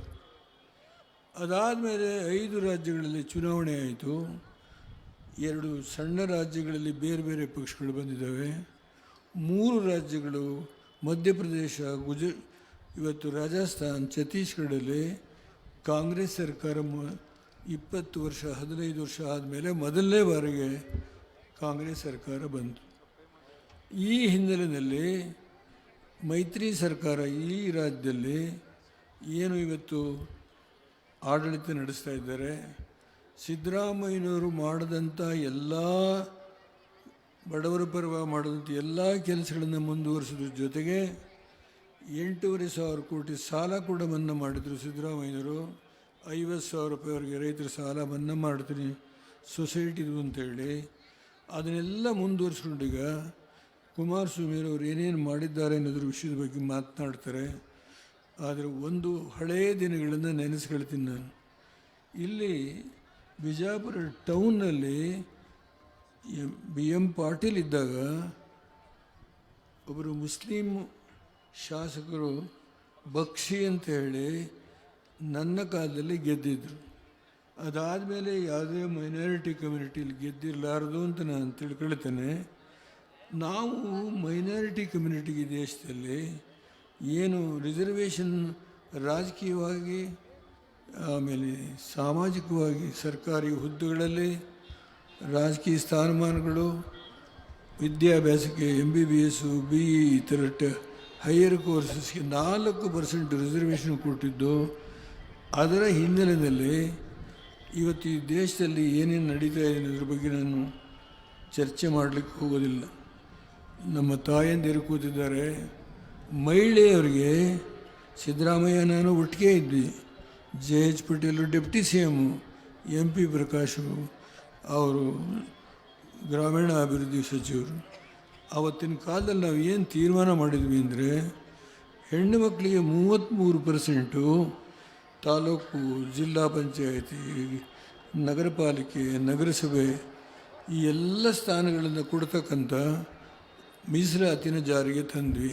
ಇವತ್ತು ಪಾರ್ಲಿಮೆಂಟಲ್ಲಿ ಆ ರಿಸರ್ವೇಷನ್ ಪಾಲಿಸಿನ ಅಸೆಂಬ್ಲಿ ಮತ್ತು ಪಾರ್ಲಿಮೆಂಟ್ಗೂ ಕೊಡಲೇಬೇಕು ಅಂತೇಳಿ ನಾನೇ ಅಂಬೇಡ್ಕರ್ ಅವರು ತಂದಂಥ ಒಂದು ಸಂವಿಧಾನದ ತಿದ್ದುಪಡಿಗೆ ಇವತ್ತು ಮೂವ್ ಮಾಡಿರ್ತಕ್ಕಂಥ ಬಿಲ್ಲು ಪಾರ್ಲಿಮೆಂಟಲ್ಲಿದೆ. ಆ ಬಿಲ್ಲು ಪಾಸ್ ಮಾಡೋಕ್ಕಾಗಲಿಲ್ಲ ನನ್ನ ಕೈಯಲ್ಲಿ. ಆದರೆ ನನ್ನ ಪಕ್ಷದಿಂದ ಒಬ್ಬ ಹೆಣ್ಣುಮಗಳನ್ನು ದೆಹಲಿಗೆ ಕರ್ಕೊಂಡು ಹೋಗಕ್ಕೆ ಸಾಧ್ಯ ಆಗಲಿಲ್ಲ.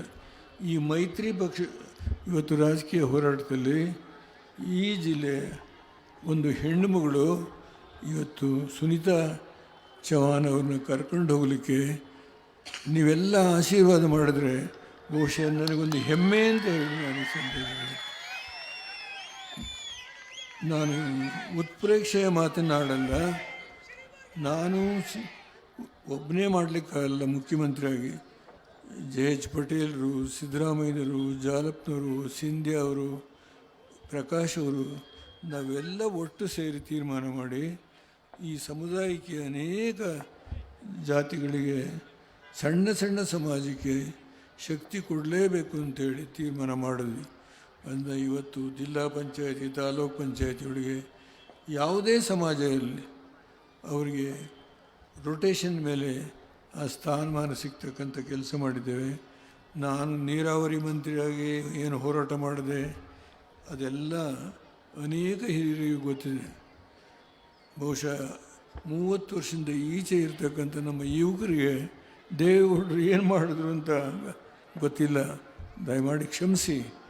ಇಲ್ಲಿ ಮುಳುವಾಡ ಲಿಫ್ಟ್ ಇರಿಗೇಷನ್ಗೆ ಧರಣ ಕೂತರು ನಮ್ಮ ಸ್ವಾತಂತ್ರ್ಯ ಹೋರಾಟಗಾರರು. ಇಲ್ಲಿಗೆ ಯಾರೂ ಕಾಲಿಡಲಿಕ್ಕೆ ಆಗೋದಿಲ್ಲ ಅನ್ನೋ ಸಂದರ್ಭ. ಹೆಗ್ಡೆಯವರು ಮುಖ್ಯಮಂತ್ರಿಗಳು, ನಾನೇ ಬಂದೆ. ಬಂದಾಗ ಅವರೆಲ್ಲ ಸೇರಿ ಏನು ಸತ್ಯಾಗ್ರಹ ಮಾಡ್ತಾಯಿದ್ರು, ನೀನು ಅಧಿಕೃತವಾಗಿ ಬರಕೊಡಬೇಕು ನನಗೆ ಅಂತ ಹೇಳಿದರು. ನೀನು ಮಂತ್ರಿ, ನನಗೆ ನಮ್ಮೆಲ್ಲರಿಗೂ ಬರಕೊಡಿ ಅಂತ ಹೇಳಿ ಅಲ್ಲದೆ ಇದನ್ನು ನಾವು ಸತ್ಯಾಗ್ರಹ ನಿಲ್ಲಿಸೋದೇ ಇಲ್ಲ ಅಂತ ಹೇಳಿದರು. ಆ ದಿನಗಳನ್ನು ನೆನೆಸ್ಕೊಳ್ತೀನಿ. ನಾನು ಮಾಡ್ತೀನಿ ಅಂತೇಳಿ ನಂಬಿಕೆ ಇಡಿ ಅಂತ ಹೇಳಿ ಅವ್ರಿಗೆ ಹೇಳಿ ಅವ್ರು ಹೇಳಿದಾಗೆ ನಾನೊಂದು ಪತ್ರ ಬರೆಕೊಟ್ಟೆ ಅವರಿಗೆ. ಇದೆಲ್ಲ ಜ್ಞಾಪಕ ಇದೆ. ತುಂಬ ಕಷ್ಟ ಆ ಕಾಲದಲ್ಲಿ ದುಡ್ಡಿನ ಪರಿಸ್ಥಿತಿ ಚೆನ್ನಾಗಿತ್ತಿಲ್ಲ. ನಾನು ಓದ್ ತಗೊಂಡಿದ್ದು ಡಿಸೆಂಬರ್ 11, 1994. 2000 ಜೂನ್ 20ಕ್ಕೆ ನಮ್ಮ ಅಗ್ರಿಮೆಂಟ್ ಏನಿದೆ, ಯಾವುದು ಬಚಾವತ್ ಅವಾರ್ಡಲ್ಲಿ ಕೊಟ್ಟಂಥ ಒಂದು ತೀರ್ಪು ಜೂನ್ 30 2000 ಜೂನ್ 20ಕ್ಕೆ ಮುಗಿದು ಹೋಗುತ್ತೆ. ನಾವು ಬಳಕೆ ಮಾಡೋ ನೀರನ್ನು ಬಳಸೋ ಶಕ್ತಿ ಇಲ್ಲ ನಮಗೆ, ಹಣಕಾಸಿನ ತೊಂದರೆ. ಭಾಳ ಕಷ್ಟದಲ್ಲಿದ್ದು. ಆ ಸಂದರ್ಭದಲ್ಲಿ 18% ಮಾರ್ಕೆಟಿಂಗ್ ಸಾಲ, ಬಹಿರಂಗವಾಗಿ ಸಾಲ ತೆಗೆದ್ವಿ. ಅದು ವಿಷಯ ತುಂಬ ಹೇಳ್ಬೋದು ನಾನು. ತುಂಬ ಕಷ್ಟ ಆಯಿತು. ವರ್ಷಕ್ಕೆ 1,000 ಕೋಟಿ ಖರ್ಚು ಮಾಡದೇ ಇದ್ದರೆ ನಾವು ನಮ್ಮ ನೀರನ್ನು ಹಿಡಿಲಿಕ್ಕೆ ಸಾಧ್ಯನೇ ಇಲ್ಲ. ಅದು ನಮ್ಮ ನೀರಾವರಿ ಮಂತ್ರಿಯಾಗಿ ತುಂಬ ಕೆಲಸ ಮಾಡಿದ್ದಾರೆ ಪಾಟೀಲ್ ಅವರು.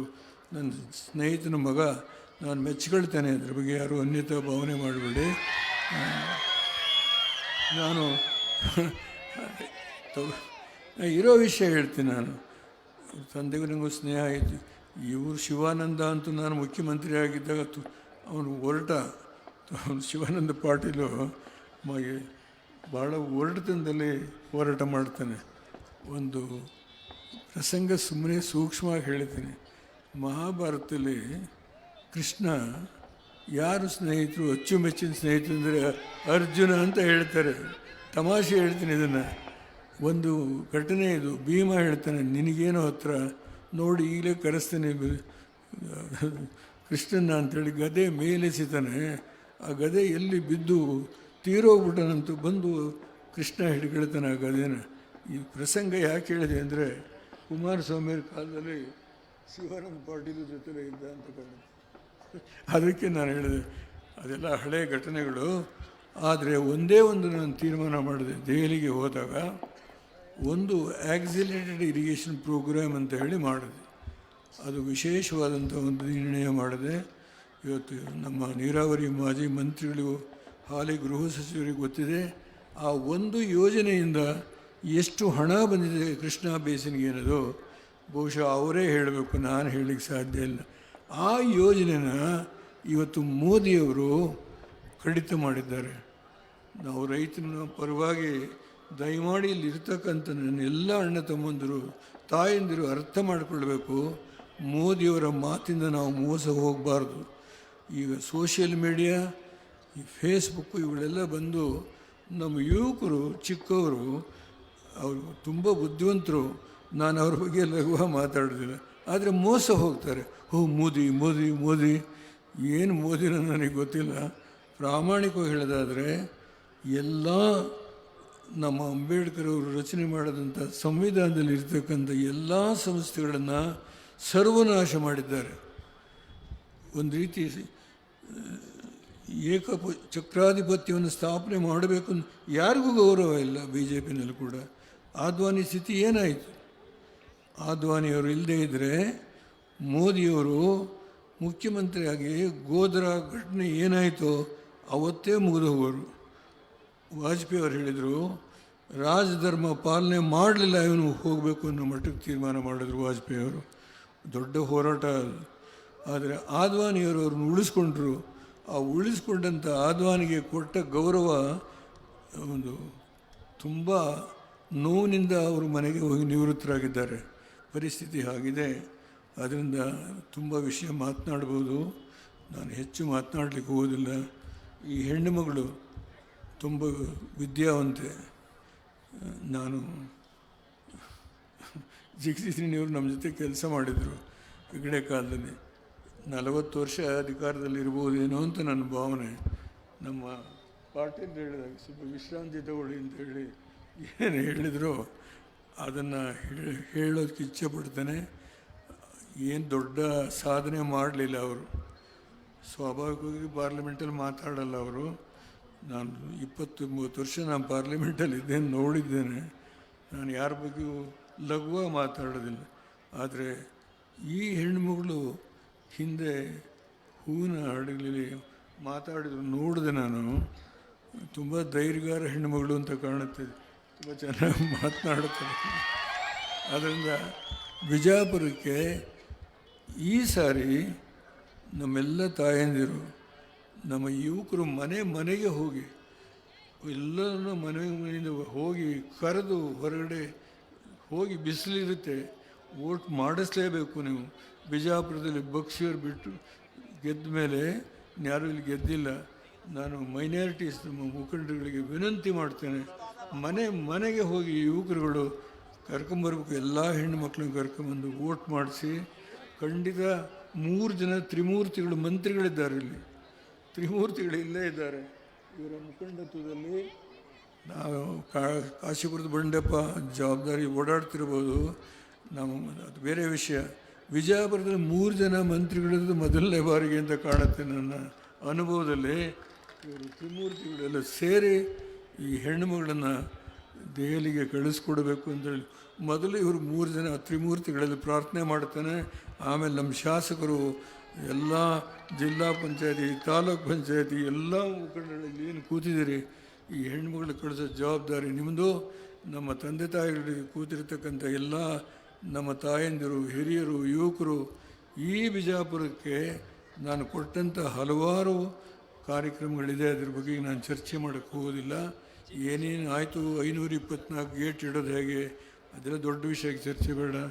ನಮ್ಮ ನೀರಾವರಿ ಮಂತ್ರಿಗಳು ಸಾಕಷ್ಟು ಕೆಲಸ ಮಾಡಿದರೆ ಕಳೆದ ಸಿದ್ದರಾಮಯ್ಯನ ಸರ್ಕಾರದಲ್ಲಿ.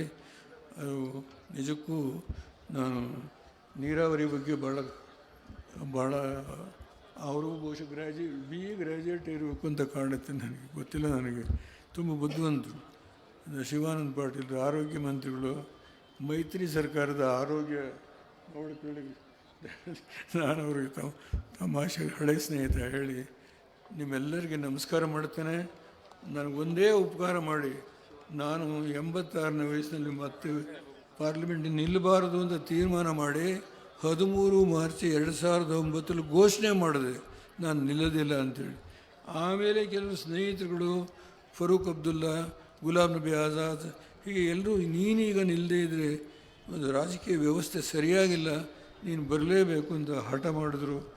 ಮತ್ತು ಈ ವಯಸ್ಸಿನಲ್ಲಿ ಅವರ ಮಾತಿಗೆ ತಲೆಬಾಗಿದ್ದಾನೆ. ಬಹುಶಃ ಇವ್ರನ್ನೆಲ್ಲ ಒಟ್ಟುಗೂಡಿಸ್ತಕ್ಕಂಥ ಕಿರು ಕಾಣಿಕೆ ನಾನು ಕೊಡ್ಬೋದು ಅಂತ ದೇಶಕ್ಕೆ ಮೋದಿ ವಿರುದ್ಧ ಒಂದು ಸರ್ಕಾರ ಮಾಡುವಂಥ ಸನ್ನಿವೇಶ ಬರುತ್ತೆ ಅಂತ ತಿಳ್ಕೊಂಡಿದ್ದೀನಿ. ಈ ಹೆಣ್ಣುಮಗಳಿಗೆ 3 ಡಿಗ್ರಿ ಇದೆ ಅಂತ ಕೇಳಿದೆ, ವಿದ್ಯಾವಂತೆ ಇದ್ದಾಳೆ. ನಾನು ಹೊತ್ತು ಮುಖ್ಯಮಂತ್ರಿ ಆಗಿದ್ದಾಗ ಬೆಳಗಾವಿ ಒಂದು ಹೆಣ್ಣುಮಗಳನ್ನು ನಾನು ಮಂತ್ರಿ ಮಾಡಿದ್ದೆ. ಆಗ ನಾನು ಪ್ರಧಾನಮಂತ್ರಿ ಆಗಿದ್ದಾಗ ಲೀಲಾವತಿ ಆರ್ ಪ್ರಸಾದ್ ಅವ್ರನ್ನೂ ಮಾಡಿದೆ. ಇವತ್ತು ನಾನು ಸೂಕ್ಷ್ಮವಾಗಿ ನಿಮ್ಗೆ ಹೇಳ್ತೇನೆ, ಈ ಹೆಣ್ಮಗಳು ಕಳಿಸ್ಕೊಡೋ ಜವಾಬ್ದಾರಿ ನಿಮ್ಮದು. ಯುವಕರಂತೂ ಮೋದಿಯನ್ನು ಹೆಸರು ಬಿಟ್ಟು ಮೋಸ ಹೋಗೋದು ಬೇಡ. ಅದು ನೆನ್ನೆ ಭಾಳ ಕೆಟ್ಟದಾಗ ಮಾತಾಡಿದ್ದಾರೆ, ನಾನು ನೋಡಿದೆ ಚಿಕ್ಕೋಡಿನಲ್ಲಿ. ನಾನು ಆ ಲೆವೆಲ್ಗೆ ಇಳಿಯೋದಿಲ್ಲ. ಕೈ ಮುಗಿದು ನಿಮ್ಮಲ್ಲಿ ಪ್ರಾರ್ಥನೆ ಮಾಡ್ತೇನೆ. ತಾವೆಲ್ಲರೂ ಇಷ್ಟು ದೊಡ್ಡ ಪ್ರಮಾಣದಲ್ಲಿ ಸೇರಿದಿರಿ. ಪಾಟೀಲ್ ಅವರು ಕೇಳಿದಾಗ ನೀವು ಕೈ ಎತ್ತಬೇಕು ಅಂತ ಕೇಳಿದರು. ಅವರೆಲ್ಲರೂ ಕೈ ಎತ್ತಿ ನೀವು ನೋಡಿದ್ದೆ ಎಲ್ಲ ನೋಡಿದೆ ನಾನು. ಆದ್ದರಿಂದ ಗೆಲುವು ನಿಶ್ಚಿತ ಅಂತ ನಾನು ತಿಳ್ಕೊಂಡು ಮತ್ತೊಮ್ಮೆ ತಮ್ಮೆಲ್ಲರಿಗೆ ನಾನು ಕೈ ಮುಗಿದು ನಮಸ್ಕಾರ ಮಾಡಿ ಸರ್ವರಿಗೂ ಪ್ರಾರ್ಥನೆ ಮಾಡ್ತೇನೆ. ಹೆಣ್ಮಗಳು ಗೆಲ್ಲಿಸೋ ಜವಾಬ್ದಾರಿ ನಿಮ್ಮದು. ಮಾಧ್ಯಮ ಸ್ನೇಹಿತರುಗಳು ಕೂಡ ಸ್ವಲ್ಪ ಕೋಆಪರೇಷನ್ ಮಾಡಿ ಈ ಮಾತನ್ನು ಹೇಳಿ ಮತ್ತೊಮ್ಮೆ ತಮ್ಮೆಲ್ಲರಿಗೆ ನಾನು ನಮಸ್ಕಾರ ಮಾಡಿ ನಾನು ಮುಗಿಸ್ತೇನೆ. ಜೈ ಹಿಂದ್, ಜೈ ಕನ್ನಡ.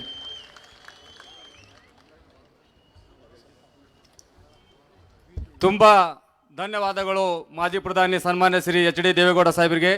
ಈಗ ಈ ಸಭೆಯನ್ನು ಉದ್ದೇಶಿಸಿ ಕರ್ನಾಟಕ ಸರ್ಕಾರದ ಆರೋಗ್ಯ ಮತ್ತು ಕುಟುಂಬ ಕಲ್ಯಾಣ ಸಚಿವರು, ಬಾಗಲಕೋಟೆ ಜಿಲ್ಲಾ ಉಸ್ತುವಾರಿ ಸಚಿವರು ಹಾಗೂ ವಿಜಯಪುರ ಜಿಲ್ಲೆಯ ಧೀಮಂತ ನಾಯಕರು, ಬಸವನ ಬಾಗೇವಾಡಿ ಮತಕ್ಷೇತ್ರದ ಶಾಸಕರಾದ ಸನ್ಮಾನ್ಯ ಶ್ರೀ ಶಿವಾನಂದ ಪಾಟೀಲ್ ಸಾಹೇಬರು ತಮ್ಮನ್ನು ಉದ್ದೇಶಿಸಿ ಮಾತನಾಡಬೇಕೆಂದು ಕೇಳಿಕೊಳ್ಳುತ್ತೇವೆ.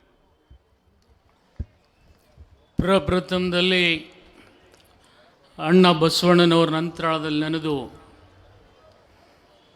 ಇವತ್ತಿನ ಲೋಕಸಭೆ ಪ್ರಚಾರದಲ್ಲಿ ಸುದಯದಿಂದ ನಮ್ಮೆಲ್ಲರ ಹಿರಿಯರು, ಮಾರ್ಗದರ್ಶಕರು, ಕರ್ನಾಟಕ ಕಂಡಂಥ ಧೀಮಂತ ನಾಯಕರಾಗಿರ್ತಕ್ಕಂಥ ಸನ್ಮಾನ್ಯ ದೇವೇಗೌಡ ಸಾಹೇಬ್ರೆ, ಜೊತೆಗೆ ನಮ್ಮ ಸರ್ಕಾರದ ಮುಖ್ಯಮಂತ್ರಿಗಳು ಮತ್ತು ಆತ್ಮೀಯರಾಗಿರ್ತಕ್ಕಂಥ ಕುಮಾರಸ್ವಾಮಿ ಸಾಹೇಬ್ರೆ, ನನ್ನ ಸಚಿವ ಸಹೋದ್ಯೋಗಿಗಳೇ, ಶಾಸಕರೇ, ಮಾಜಿ ಶಾಸಕರೇ, ವೇದಿಕೆ ಮೇಲಿರ್ತಕ್ಕಂಥ ಎಲ್ಲ ಹಿರಿಯರೇ ಮತ್ತು ಅಭ್ಯರ್ಥಿಗಳಾದಂಥ ಸುನೀತಾ ಚವ್ಹಾಣ್ ಅವರೇ, ಆತ್ಮೀಯರೇ, ತಾಯಂದ್ರೆ, ಪತ್ರಕರ್ತ ಮಿತ್ರರೇ, ಇವತ್ತು ಬಿಜಾಪುರ ಇತಿಹಾಸದಲ್ಲಿ ಒಂದು ಸುವರ್ಣ ಅಕ್ಷರದಿಂದ ಬರೆದಿಡ್ತಕ್ಕಂಥ ದಿವಸ. ಯಾಕೆ ಈ ಮಾತನ್ನು ಈ ವೇದಿಕೆ ಮುಖಾಂತರ ನಾನು ಹಂಚ್ಕೊಳ್ತಾ ಇದ್ದೀನಿ ಅಂದರೆ, ಆಲ್ಮಟ್ಟಿ ಆಣೆಕಟ್ಟಿನ 80 TMC ನೀರು ಬಿಜಾಪುರ ಜಿಲ್ಲೆಗೆ ಬರಬೇಕಾದ್ರೆ ಪ್ರಮುಖ ಕಾರಣೀಭೂತರು ಯಾರಾದರೂ ಇದ್ರೆ ಅದು ಸನ್ಮಾನ್ಯ ದೇವೇಗೌಡ ಸಾಹೇಬರು ಅಂತೇಳಿ ನಾನು ಹೆಮ್ಮೆಯಿಂದ ಹೇಳ್ಕೊಳ್ತೀನಿ. ಇವತ್ತು ಅವರೊಂದು ಪಕ್ಷದಲ್ಲಿರ್ಬೋದು, ನಾನೊಂದು ಪಕ್ಷದಲ್ಲಿರ್ಬೋದು. ಅವರ ಮಾರ್ಗದರ್ಶನ ಕೇವಲ ಬಿಜಾಪುರ ಜಿಲ್ಲೆಗಷ್ಟೇ ಅಲ್ಲ, ಇಡೀ ಕರ್ನಾಟಕದ ನೀರಾವರಿಗಾಗಿದೆ.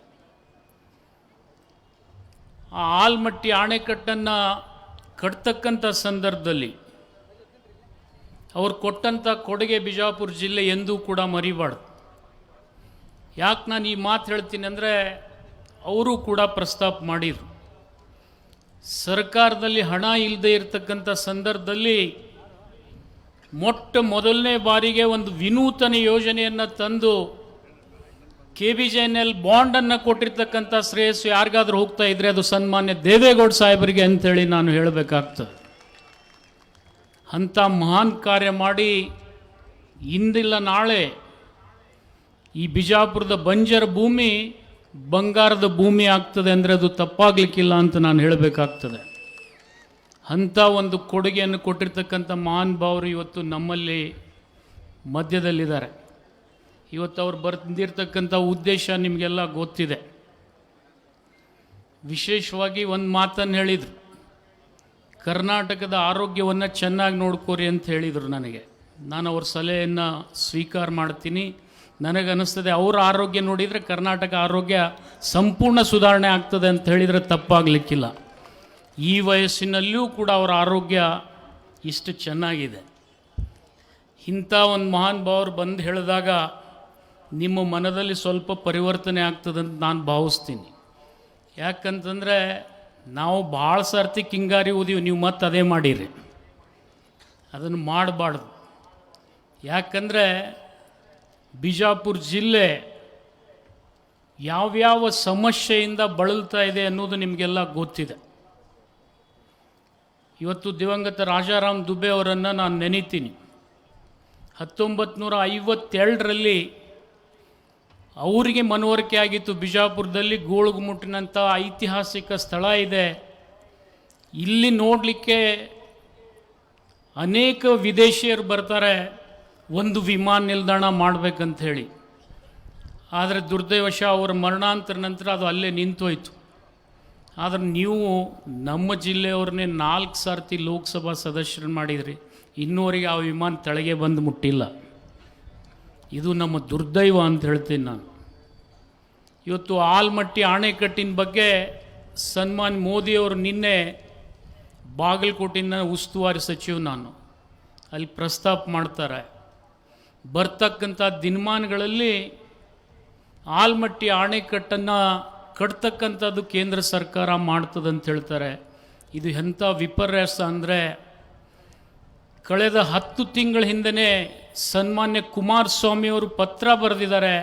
ಆಲ್ಮಟ್ಟಿ ರಾಜ್ಯದ ಯೋಜನೆ ಅಲ್ಲ, ಅದು ರಾಷ್ಟ್ರೀಯ ಯೋಜನೆ ಅಂತೇಳಿ ಟ್ರೀಟ್ ಮಾಡಿ ಹಣ ಕೊಡ್ರಿ ಅಂದರೆ ಕೊಡ್ತಕ್ಕಂಥ ಹಣ ಕೂಡ ಬಂದ್ ಮಾಡಿರ್ತಕ್ಕಂಥ ಶ್ರೇಯಸ್ಸು ಇವತ್ತು ಯಾರಿಗಾದ್ರೂ ಹೋಗ್ತಿದ್ರೆ ಅದು ಸನ್ಮಾನ್ಯ ಮೋದಿಯವ್ರಿಗೆ ಹೋಗ್ತದೆ ಅಂತೇಳಿ ನಾನು ಹೇಳಬೇಕಾಗ್ತದೆ. ಇವತ್ತು ನಿಮ್ಗೆ ಗೊತ್ತಿದೆ, ದೇವೇಗೌಡರು ಒಂದು ಮಾತನ್ನು ಹೇಳಿದರು. ಕೇಂದ್ರ ಸರ್ಕಾರದ ಪ್ರಧಾನಮಂತ್ರಿಗಳಾಗಿರ್ತಕ್ಕಂಥ ಸಂದರ್ಭದಲ್ಲಿ ಈ ಕರ್ನಾಟಕಕ್ಕೆ ಅಷ್ಟೇ ಅಲ್ಲ, ಇಡೀ ದೇಶಕ್ಕೆ ಒಂದು ವಿನೂತನ ಯೋಜನೆಯನ್ನು AIBP ಅಡಿಯಲ್ಲಿ ಕೇಂದ್ರ ಸರ್ಕಾರದ ಹಣ ನೀರಾವರಿ ಕೊಡ್ತಕ್ಕಂಥ ಯೋಜನೆ ಯಾರಾದರೂ ಜಾರಿಗೆ ತಂದಿದ್ರೆ ಅದು ಸನ್ಮಾನ್ಯ ದೇವೇಗೌಡ ಸಾಹೇಬರು ಅಂತೇಳಿ ಭಾಳ ಹೆಮ್ಮೆಯಿಂದ ನಾನು ಹೇಳ್ತೀನಿ. ಅಂಥ ಯೋಜನೆಯನ್ನು ಇವತ್ತು ಮೋದಿಯವರು ನಿಲ್ಲಿಸಿದ್ದಾರೆ. ಅದನ್ನು ನಿಲ್ಲಿಸಿ ಚುನಾವಣೆ ಬಂದದಂತೇಳಿ ಬಾಗಲಕೋಟಿನಲ್ಲಿ ಆಲ್ಮಟ್ಟಿ ಅಣೆಕಟ್ಟಿನ ಬಗ್ಗೆ ಹೇಳ್ತಾರೆ. ಮತ್ತು ಇನ್ನೂ ಒಂದು ಮುಂದುವರೆದು ಪ್ರಧಾನಮಂತ್ರಿಗಳು ಒಂದು ಮಾತನ್ನು ಹೇಳಿದ್ದಾರೆ, ಭಾಳ ನೋವಿನಿಂದ ನಾನು ಅದನ್ನು ಖಂಡನೆ ಮಾಡ್ತೀನಿ.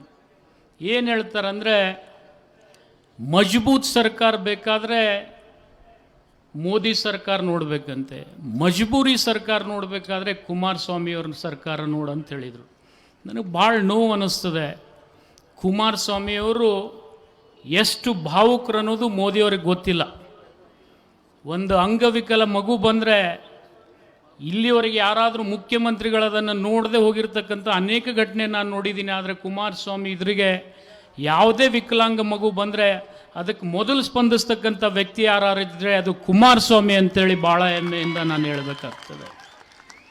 ಅಷ್ಟೇ ಔದಾರ್ಯತನ ಯಾವುದೇ ಮಗುವಿನ ಚಿಕಿತ್ಸೆಯಲ್ಲಿ ಕೂಡ ಕೊಡ್ತಕ್ಕಂಥ ಔದಾರ್ಯತನ ಅವರಲ್ಲಿದೆ. ಅಂಥ ಭಾವುಕ ಮನುಷ್ಯ ಯಾವುದೋ ವಿಷಯದಲ್ಲಿ ಕಣ್ಣೀರು ಹಾಕಿದರೆ ಅದನ್ನು ಅಪಹಾಸ್ಯ ಮಾಡ್ತಕ್ಕಂಥದ್ದು ಒಬ್ಬ ಪ್ರಧಾನಮಂತ್ರಿಗೆ ಯೋಗ್ಯ ಅಲ್ಲ ಅಂಥೇಳಿ ನಾನು ಭಾವಿಸ್ತೀನಿ. ಮುಂದುವರೆದು ಒಂದು ಮಾತು ಅವ್ರಿಗೆ ನಾನು ಜ್ಞಾಪಿಸಲೇಬೇಕಾಗ್ತದೆ, ಸಣ್ಣವನಾಗಿದ್ದರೂ ಕೂಡ. ಅವರು ಕೂಡ ನಿಮಗೆ ಗೊತ್ತಿದೆ, ಲೋಕಸಭೆಯ ಅಧ್ಯಕ್ಷರಾಗ್ತಕ್ಕಂಥ ಸಂದರ್ಭದಲ್ಲಿ ಕಣ್ಣೀರು ಹಾಕ್ತಾರೆ. ಯಾಕೆಂದರೆ ನರೇಂದ್ರ ಭಾಯಿ ಅಂಥೇಳಿ ಅದ್ವಾನಿ ಅವರಿಗೆ ಸಂಬೋಧನೆ ಮಾಡಿದ್ದಕ್ಕೆ. ಆದರೆ ಆ ಕಣ್ಣೀರು ಹಾಕ್ತಕ್ಕಂಥ ಸಂದರ್ಭದಲ್ಲಿ ನಮಗೂ ಅನ್ನಿಸ್ತು ಮೋದಿಯವರಿಗೂ ಮನುಷ್ಯತ್ವ ಇದೆ ಅಂಥೇಳಿ. ಆದರೆ ಇವತ್ತು ದುರ್ದೈವ 5 ವರ್ಷದ ನಂತರ ನೋಡಿದರೆ ಯಾರು BJPಯನ್ನು ಕಟ್ಟಿರ್ತಕ್ಕಂಥ ವಾಜಪೇಯಿ ಮತ್ತು ಅದ್ವಾನಿಯವರ ಸ್ಥಿತಿ ನೋಡಿದರೆ ಪ್ರಾಯಶಃ ಮೋದಿಯವರಂಥ ಕಟ್ಟ ಹೃದಯ ಇನ್ಯಾರ್ದು ಇರಲಿಕ್ಕಿಲ್ಲ ಈ ದೇಶದಲ್ಲಿ ಅಂಥೇಳಿ ನಾನು ಹೇಳಬೇಕಾಗ್ತದೆ. ಇವತ್ತು 87 ವರ್ಷದ ವ್ಯಕ್ತಿಯನ್ನು BJPಯ ಸಂಸ್ಥಾಪಕನನ್ನು ಇವತ್ತು ದೂರ ಇಡತಕ್ಕಂಥ ಒಂದು ನಿರ್ಣಯ ಮಾಡ್ತಾರಂದರೆ ನನಗನ್ನಿಸ್ತದೆ ಇದಕ್ಕಿಂತಲೂ ವಿಪರ್ಯಾಸದ ಮಾತು ಯಾವುದೂ ಇಲ್ಲ. ಕರ್ನಾಟಕದಲ್ಲಿ ಕೂಡ ಅನಂತಕುಮಾರ್ BJP ಕಟ್ಟಿರ್ತಕ್ಕಂಥ ವ್ಯಕ್ತಿ 6 ತಿಂಗಳ ಹಿಂದೆ ಬಂದು ಅವ್ರ ಮನೆಯವ್ರಿಗೆ ಹೇಳ್ತಾರೆ ನಾವು ಟಿಕೆಟ್ ಕೊಡ್ತೀವಿ ಅಂತೇಳಿ. ಇವತ್ತು ಅವ್ರಿಗೆ ಟಿಕೆಟ್ ಕೂಡ ವಂಚಿತರನ್ನಾಗಿ ಮಾಡ್ತಾರೆ. ಇಂಥ ಮಾತಿನಲ್ಲಿ ಮನೆ ಕಟ್ತಕ್ಕಂಥ ಮೋದಿಯವರ ಮಾತಿಗೆ ನಾವು ಯಾರೂ ಮರಳಾಗಬಾರ್ದು. ಕೊನೆಯದಾಗಿ ಒಂದು ಮಾತನ್ನು ನಾನು ಹೇಳಲೇಬೇಕು. ಜಿಗಜಿಣಗಿ ಸಾಹೇಬ್ರ ಬಗ್ಗೆ ನನಗೂ ಅಪಾರವಾದಂಥ ಗೆಳೆತನದ ಇಲ್ಲ ಅಂತ ಹೇಳೋದಿಲ್ಲ, ಮತ್ತು ಅಷ್ಟೇ ವೈರತ್ವವಿದೆ ರಾಜಕೀಯವಾಗಿ. ನಾನು ಹೇಳಬೇಕಾಗಿದ್ದು ಇಷ್ಟೇ, ಅವ್ರ ಕಾಲದಲ್ಲಿ ಬಿಜಾಪುರಕ್ಕೆ ಬ್ರಾಡ್ಗೇಜ್ ಆಗಲಿಲ್ಲ.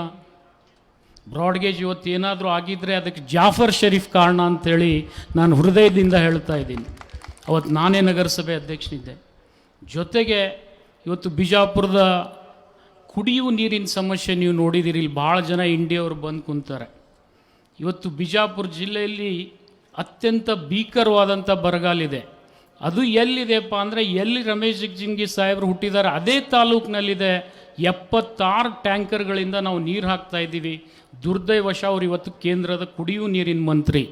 ಅವ್ರ ತಾಲೂಕಿಗೆ ನೀರು ಕೊಡದೇ ಇರೋರು ಈ ರಾಜ್ಯಕ್ಕೆ ಈ ದೇಶಕ್ಕೆ ಏನು ನೀರು ಕೊಡ್ತಾರೆ ಅಂಥೇಳಿ ನಾನು ಊಹೆ ಮಾಡಲಿಕ್ಕೆ ಸಾಧ್ಯ ಇಲ್ಲ. ಅಂಥ ವ್ಯಕ್ತಿನ ನಾವು ಲೋಕಸಭೆಗೆ ಕಳಿಸ್ತಾ ಇದ್ದೀವಿ. ನನಗೊಮ್ಮೆ ಮನಸ್ತದೆ, ಗೋಳುಗುಮುಟ್ಟಿಗಿದ್ದಷ್ಟು ಬುದ್ಧಿ ನಮ್ಮ ಜಿಗಜಿಣಗಿ ಸಾಹೇಬರಿಗಿರಲ್ಲ.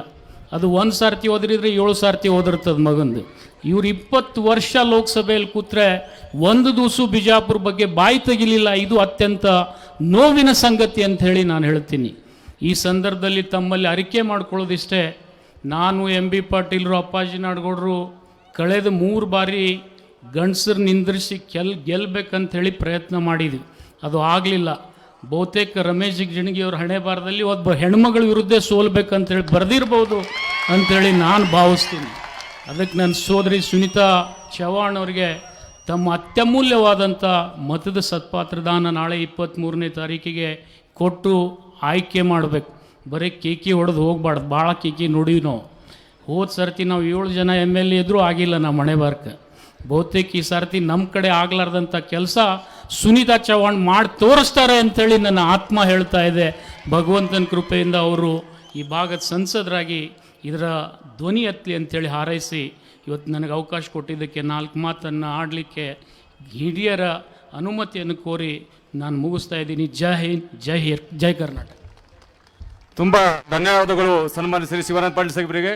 ಈಗ ಕರ್ನಾಟಕ ಸರ್ಕಾರದ ಜನಪ್ರಿಯ ಮುಖ್ಯಮಂತ್ರಿಗಳಾದ ಸನ್ಮಾನ್ಯ ಶ್ರೀ HD ಕುಮಾರಸ್ವಾಮಿ ಅವರು ತಮ್ಮನ್ನು ಉದ್ದೇಶಿಸಿ ಮಾತನಾಡಬೇಕೆಂದು ಕೇಳಿಕೊಳ್ಳುತ್ತೇನೆ.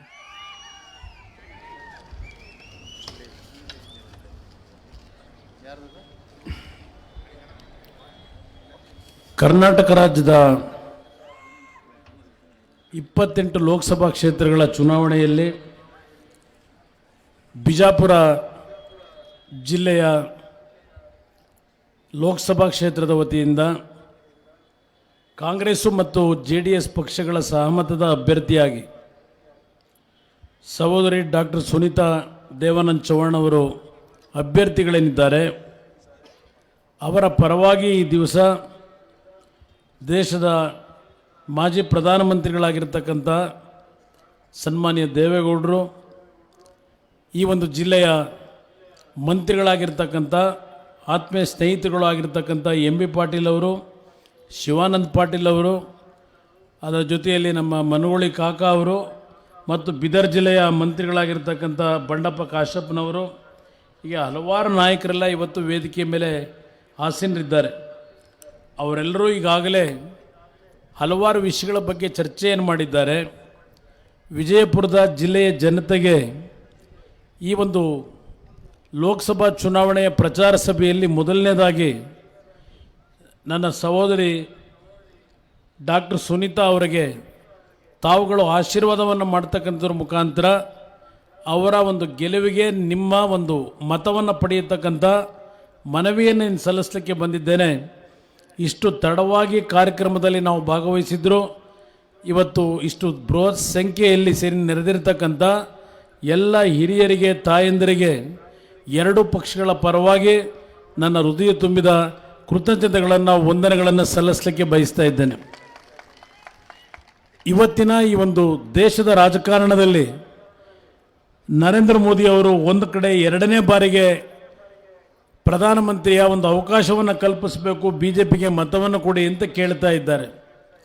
ಶಿವಾನಂದ್ ಪಾಟೀಲ್ ಅವರು ಹೇಳಿದಂಥ ರೀತಿಯಲ್ಲಿ ನಿನ್ನೆ ಬಾಗಲಕೋಟೆನಲ್ಲಿ ಮಾಡಿರ್ತಕ್ಕಂಥ ಅವರ ಭಾಷಣದ ಪ್ರಮುಖ ಅಂಶಗಳನ್ನು ನೋಡಿದಾಗ ನರೇಂದ್ರ ಮೋದಿಯವರು ಕಳೆದ 5 ವರ್ಷದಲ್ಲಿ ಕರ್ನಾಟಕಕ್ಕೆ ಏನು ಕೊಟ್ಟಿದ್ದೇನೆ, ಕರ್ನಾಟಕದ ಸಮಸ್ಯೆಗಳಿಗೆ ಪರಿಹಾರ ಏನು ಕೊಟ್ಟಿದ್ದೇವೆ, ಇವತ್ತು ನದಿಯ ಒಂದು ವಿಷಯದಲ್ಲಿರಲಿ, ಇವತ್ತು ಕರ್ನಾಟಕದ ಅಭಿವೃದ್ಧಿಗೆ ಪೂರಕವಾದಂಥ ಯುವಕರಿಗೆ ಇವತ್ತು ಉದ್ಯೋಗವನ್ನು ಸೃಷ್ಟಿ ಮಾಡ್ತಕ್ಕಂಥ, ಮಹಿಳೆಯರಿಗೆ ರಕ್ಷಣೆಯನ್ನು ಕೊಡ್ತಕ್ಕಂಥ ಯಾವುದೇ ಕಾರ್ಯಕ್ರಮಗಳ ಬಗ್ಗೆ ಚರ್ಚೆಯನ್ನು ಮಾಡಲಿಲ್ಲ.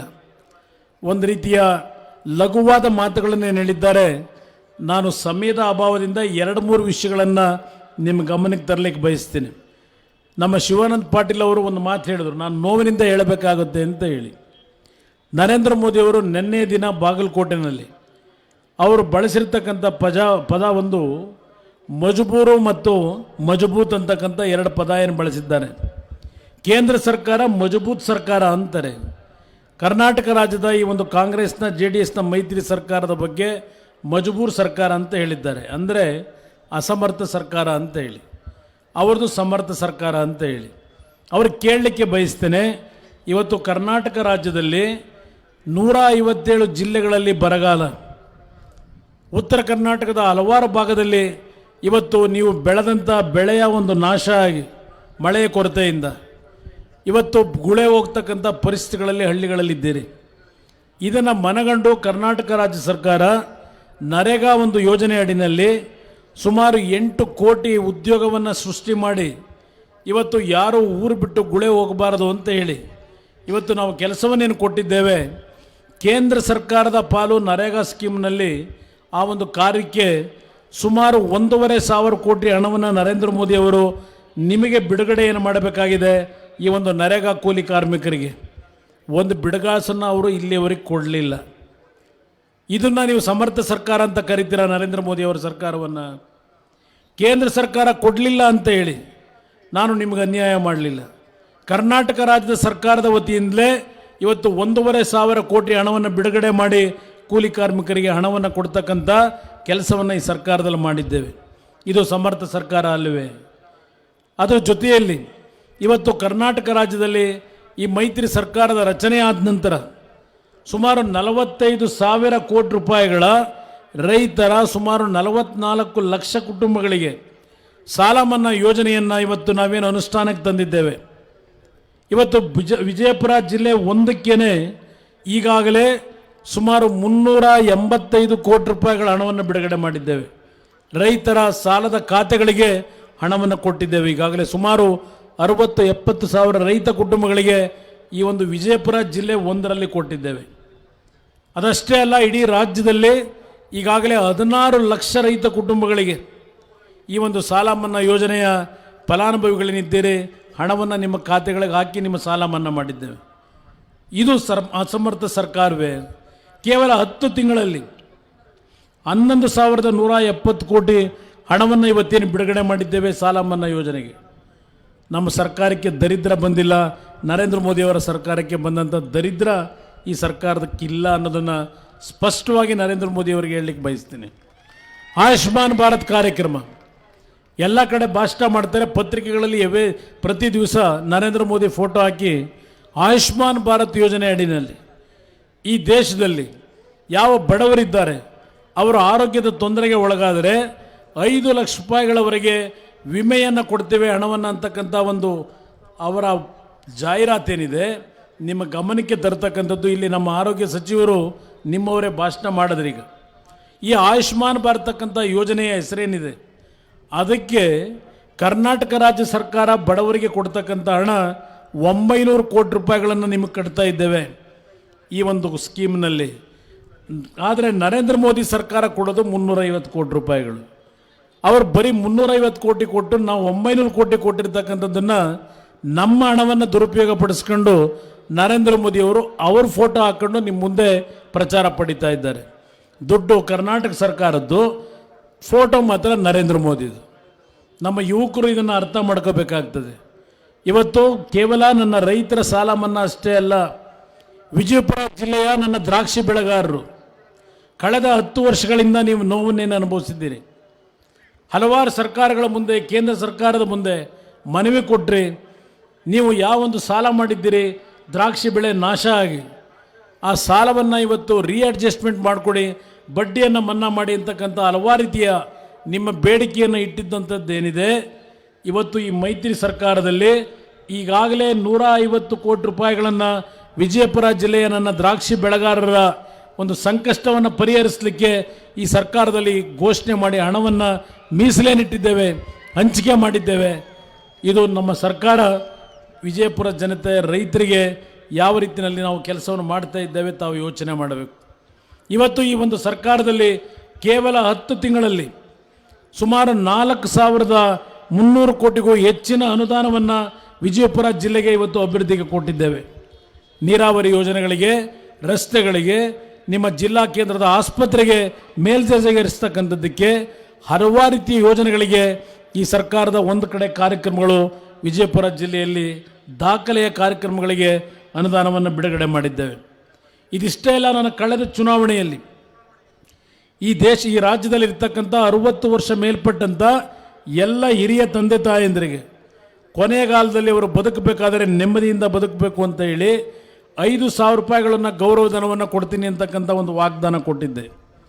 ಇವತ್ತು ರೈತರ ಸಾಲ ಮನ್ನಾ ಯೋಜನೆಯ ಒಂದು ದೊಡ್ಡ ಸವಾಲು ನನ್ನ ಮುಂದೆ ಏನಿದೆ, ಅದರ ಹಿನ್ನೆಲೆಯಲ್ಲಿ 500 ರೂಪಾಯಿ ಇರ್ತಕ್ಕಂಥದ್ದನ್ನು ಇವತ್ತು 1,000 ರೂಪಾಯಿಗೆ ಏರಿಕೆ ಮಾಡಿ ಆ ಹಿರಿಯ ತಂದೆ ತಾಯಂದರಿಗೆ ಹಣವನ್ನು ಕೊಡ್ತಕ್ಕಂಥದ್ದಕ್ಕೆ ಈಗಾಗಲೇ ಸರ್ಕಾರದಿಂದ ಹಣ ಬಿಡುಗಡೆ ಮಾಡಿದ್ದೇವೆ. ಇದನ್ನು ಮುಂದಿನ ವರ್ಷ 2,000 ರೂಪಾಯಿಗೆ ಏರಿಕೆ ಮಾಡಿ ಮುಂದಿನ 3 ವರ್ಷದಲ್ಲಿ ನಾನು ಏನು ವಾಗ್ದಾನ ಮಾಡಿದ್ದೇನೆ 5,000 ರೂಪಾಯಿಗಳನ್ನು ನೀವು ಬದುಕಿರೋವರೆಗೆ 60 ವರ್ಷ ಮೇಲ್ಪಟ್ಟಂಥವರಿಗೆ ಶಾಶ್ವತವಾಗಿ ಕೊಡ್ತಕ್ಕಂಥ ಒಂದು ಕಾರ್ಯಕ್ರಮ ಈ ಮೈತ್ರಿ ಸರ್ಕಾರದಲ್ಲಿ ಅನುಷ್ಠಾನಕ್ಕೆ ಬರ್ತಾ ಇದೆ. ಅದಷ್ಟೇ ಅಲ್ಲ, ಬಾಗಲಕೋಟೆ, ರಾಯಚೂರು ಭಾಗದಲ್ಲಿ ನಮ್ಮ ನಾಡಗೌಡರು ಬಂದಿದ್ದಾರೆ. ಈಗ ಹಲವಾರು ರಾಜ್ಯದ ಉತ್ತರ ಕರ್ನಾಟಕದ ಭಾಗದಲ್ಲಿ ಯಾವೊಂದು ಕುಟುಂಬದ ಹೆಣ್ಣು ಮಗಳು ಒಂದು ಮಗುವಿಗೆ ಜನ್ಮ ಕೊಡಬೇಕಾದರೆ ಆ ಕುಟುಂಬದಲ್ಲಿರ್ತಕ್ಕಂಥ ಹಲವಾರು ರೀತಿಯ ಸಮಸ್ಯೆಗಳಿಂದ ಆ ಮಗು ಹುಟ್ಟಬೇಕಾದರೆ ತಾಯಿ ಮರಣ ಹೊಂದತಕ್ಕಂಥದ್ದು, ಇಲ್ಲ ಒಂದು ಮಗು ಹುಟ್ಟಿದಾಗ ಅಂಗವಿಕಲತೆಯಲ್ಲಿ ಹುಟ್ಟತಕ್ಕಂಥ ಪರಿಸ್ಥಿತಿಗಳು ಈ ರಾಜ್ಯದಲ್ಲಿ ನಾವೇನು ಕಾಣ್ತಾ ಇದ್ದೇವೆ. ಅದರ ಹಿನ್ನೆಲೆಯಲ್ಲೇ ಹಿಂದಿನ ಕಾಂಗ್ರೆಸ್ನ ಸರ್ಕಾರದಲ್ಲಿ ಮಾತೃಪೂರ್ಣ ಅಂತಕ್ಕಂಥ ಒಂದು ಯೋಜನೆಯನ್ನು ಅನುಷ್ಠಾನಕ್ಕೆ ತಂದು ಅಂಗನವಾಡಿ ಕೇಂದ್ರಗಳಿಗೆ ಹೋಗಿ ಊಟದ ವ್ಯವಸ್ಥೆಯನ್ನು ನಿಮಗೆ ಕೊಟ್ಟಿರ್ತಕ್ಕಂಥ ಒಂದು ಯೋಜನೆ ಇದೆ. ಅದನ್ನು ಇನ್ನೂ ಸ್ವಲ್ಪ ಮೇಲ್ಮಟ್ಟಕ್ಕೆ ತೆಗೆದುಕೊಂಡು ಹೋಗಿ ಈ ವರ್ಷದಿಂದಲೇ ಆ ತಾಯಿ ಮಗುವಿನ ರಕ್ಷಣೆಗೆ, ಆರೋಗ್ಯದ ಒಂದು ರಕ್ಷಣೆಯನ್ನು ಕಾಪಾಡಲಿಕ್ಕೆ 6ನೇ ತಿಂಗಳಿನಿಂದ 12ನೇ ತಿಂಗಳಿನವರೆಗೆ ಒಂದು ತಾಯಿ ಮಗುವಿಗೆ ಜನ್ಮ ಕೊಡಬೇಕಾದರೆ 12,000 ರೂಪಾಯಿಗಳನ್ನು ಇವತ್ತು ಕೊಡ್ತಕ್ಕಂಥ ಒಂದು ಕಾರ್ಯಕ್ರಮ ಇವತ್ತು ಜಾರಿಗೆ ತಂದಿದ್ದೇವೆ ಆ ತಾಯಿ ಮಗುವಿನ ರಕ್ಷಣೆಗೆ. ಅದು ಮುಂದಿನ ವರ್ಷ 24,000ಕ್ಕೆ ಏರಿಕೆ ಮಾಡ್ತಾ ಇದ್ದೇವೆ. ಇದು ಬಡವರ ಪರವಾದಂಥ ಕಾರ್ಯಕ್ರಮ ನಾವೇನು ಕೊಡ್ತಾ ಇದ್ದೇವೆ. ಅದಷ್ಟೇ ಅಲ್ಲ, ಇವತ್ತು ಹಾಲು ಉತ್ಪಾದನೆ ಮಾಡ್ತಕ್ಕಂಥ ನಮ್ಮ ಹಳ್ಳಿಯ ತಾಯಂದರು ಹಸುಗಳ ಮುಖಾಂತರ ತಾವು ಏನು ಹಾಲನ್ನು ಉತ್ಪಾದನೆ ಮಾಡಿ ಡೈರಿಗೆ ಕೊಡ್ತೀರಿ.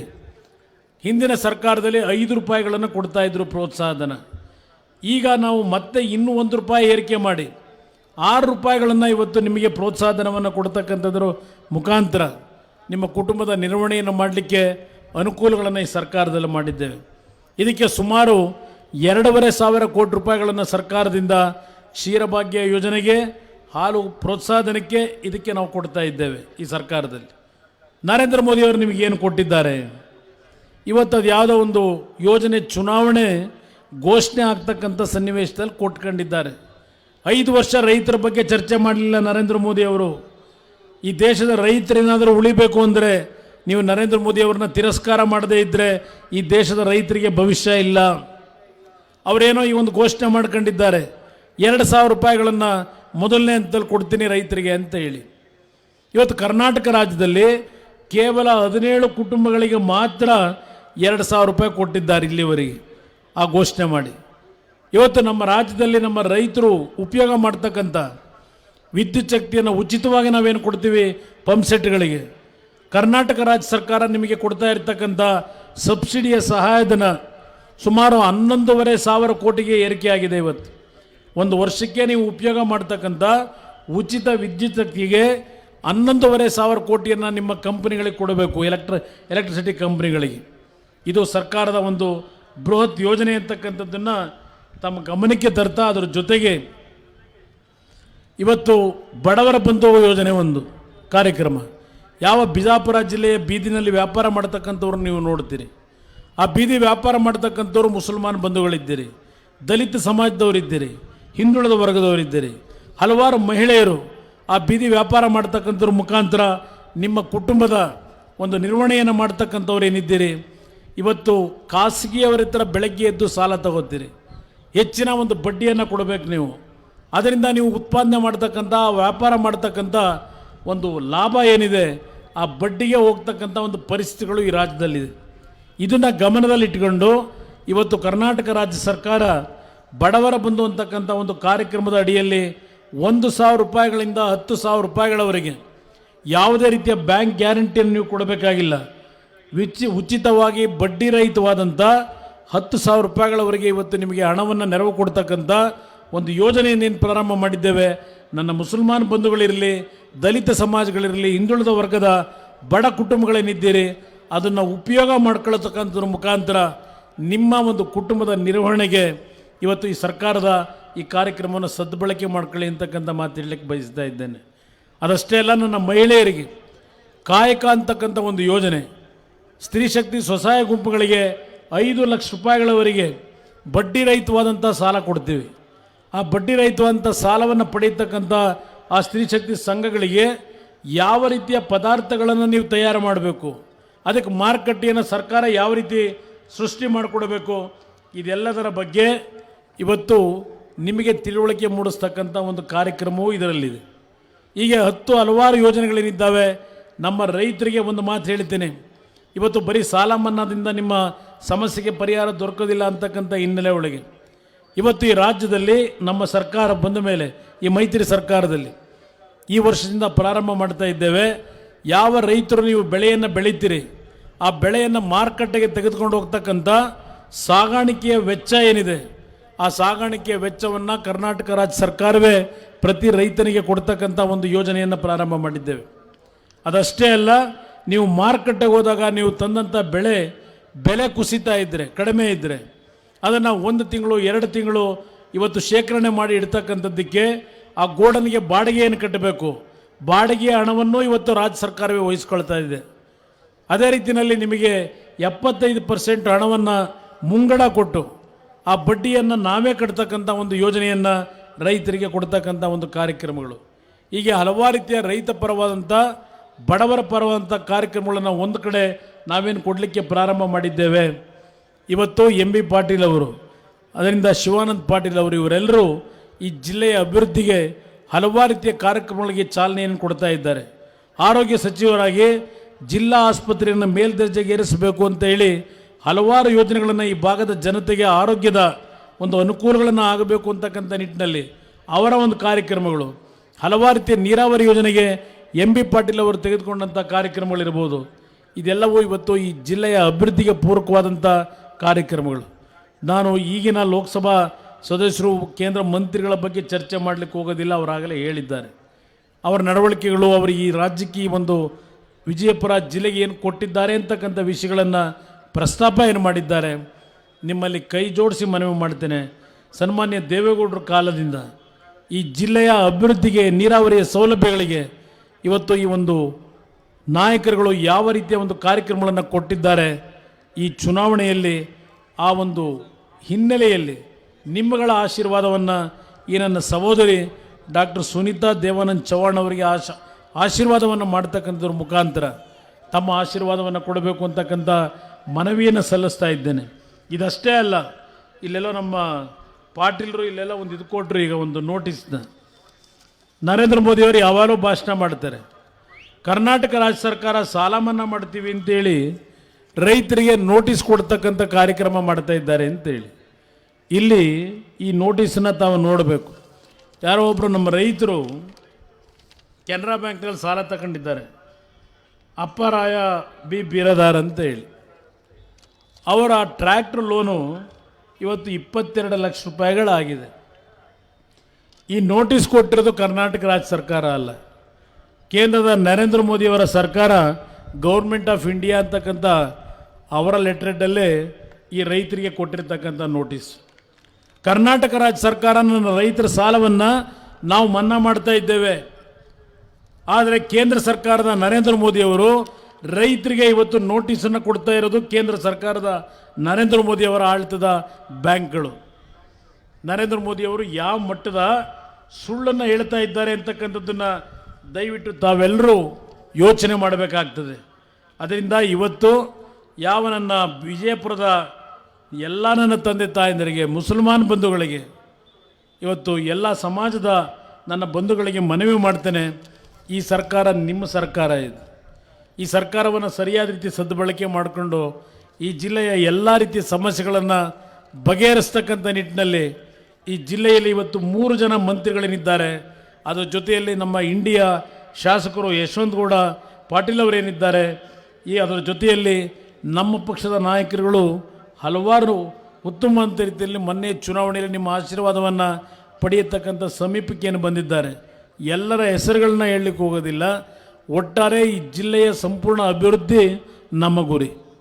ಈ ಜಿಲ್ಲೆಯ ಅಭಿವೃದ್ಧಿಯನ್ನು ಮಾಡ್ತಕ್ಕಂಥ ನಿಟ್ಟಿನಲ್ಲಿ ನಮಗೆ ಪ್ರೋತ್ಸಾಹವನ್ನು ಕೊಡಲಿಕ್ಕೆ ಈ ಚುನಾವಣೆಯಲ್ಲಿ ಕಾಂಗ್ರೆಸ್ಸು ಮತ್ತು JDS ಪಕ್ಷದ ಸಹಮತದ ಅಭ್ಯರ್ಥಿಯಾಗಿರ್ತಕ್ಕಂಥ ಡಾಕ್ಟರ್ ಸುನೀತಾ ದೇವಾನಂದ್ ಚವ್ಹಾಣ್ ಅವರಿಗೆ ಅವರ ಗುರುತು ಭತ್ತದ ಹೊರೆ ಹೊತ್ತಿರ್ತಕ್ಕಂಥ ಮಹಿಳೆಯ ಗುರುತು. ಆ ಗುರುತಿಗೆ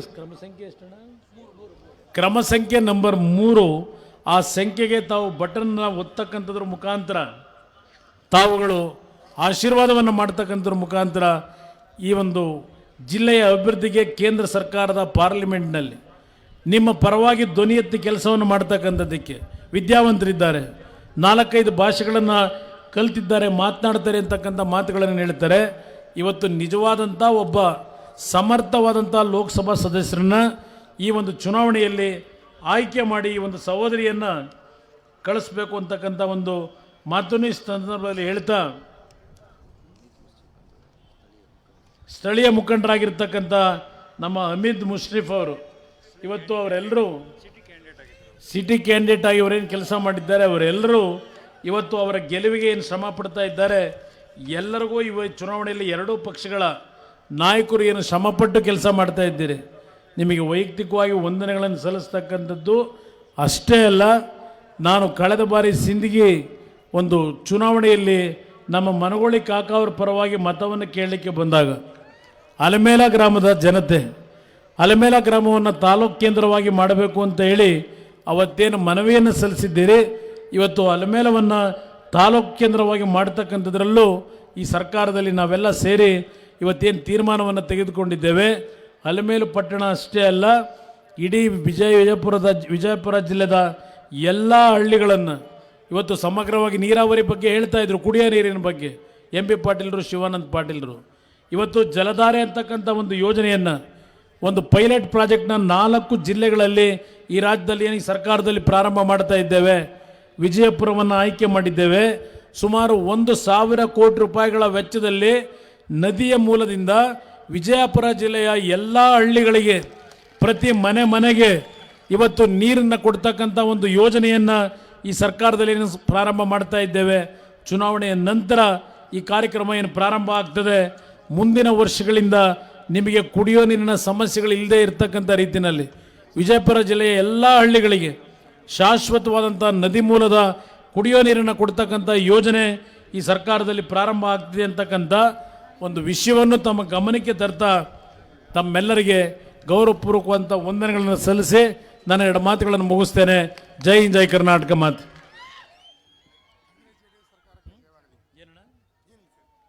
ಕಾಂಗ್ರೆಸ್ ಜೆಡಿಎಸ್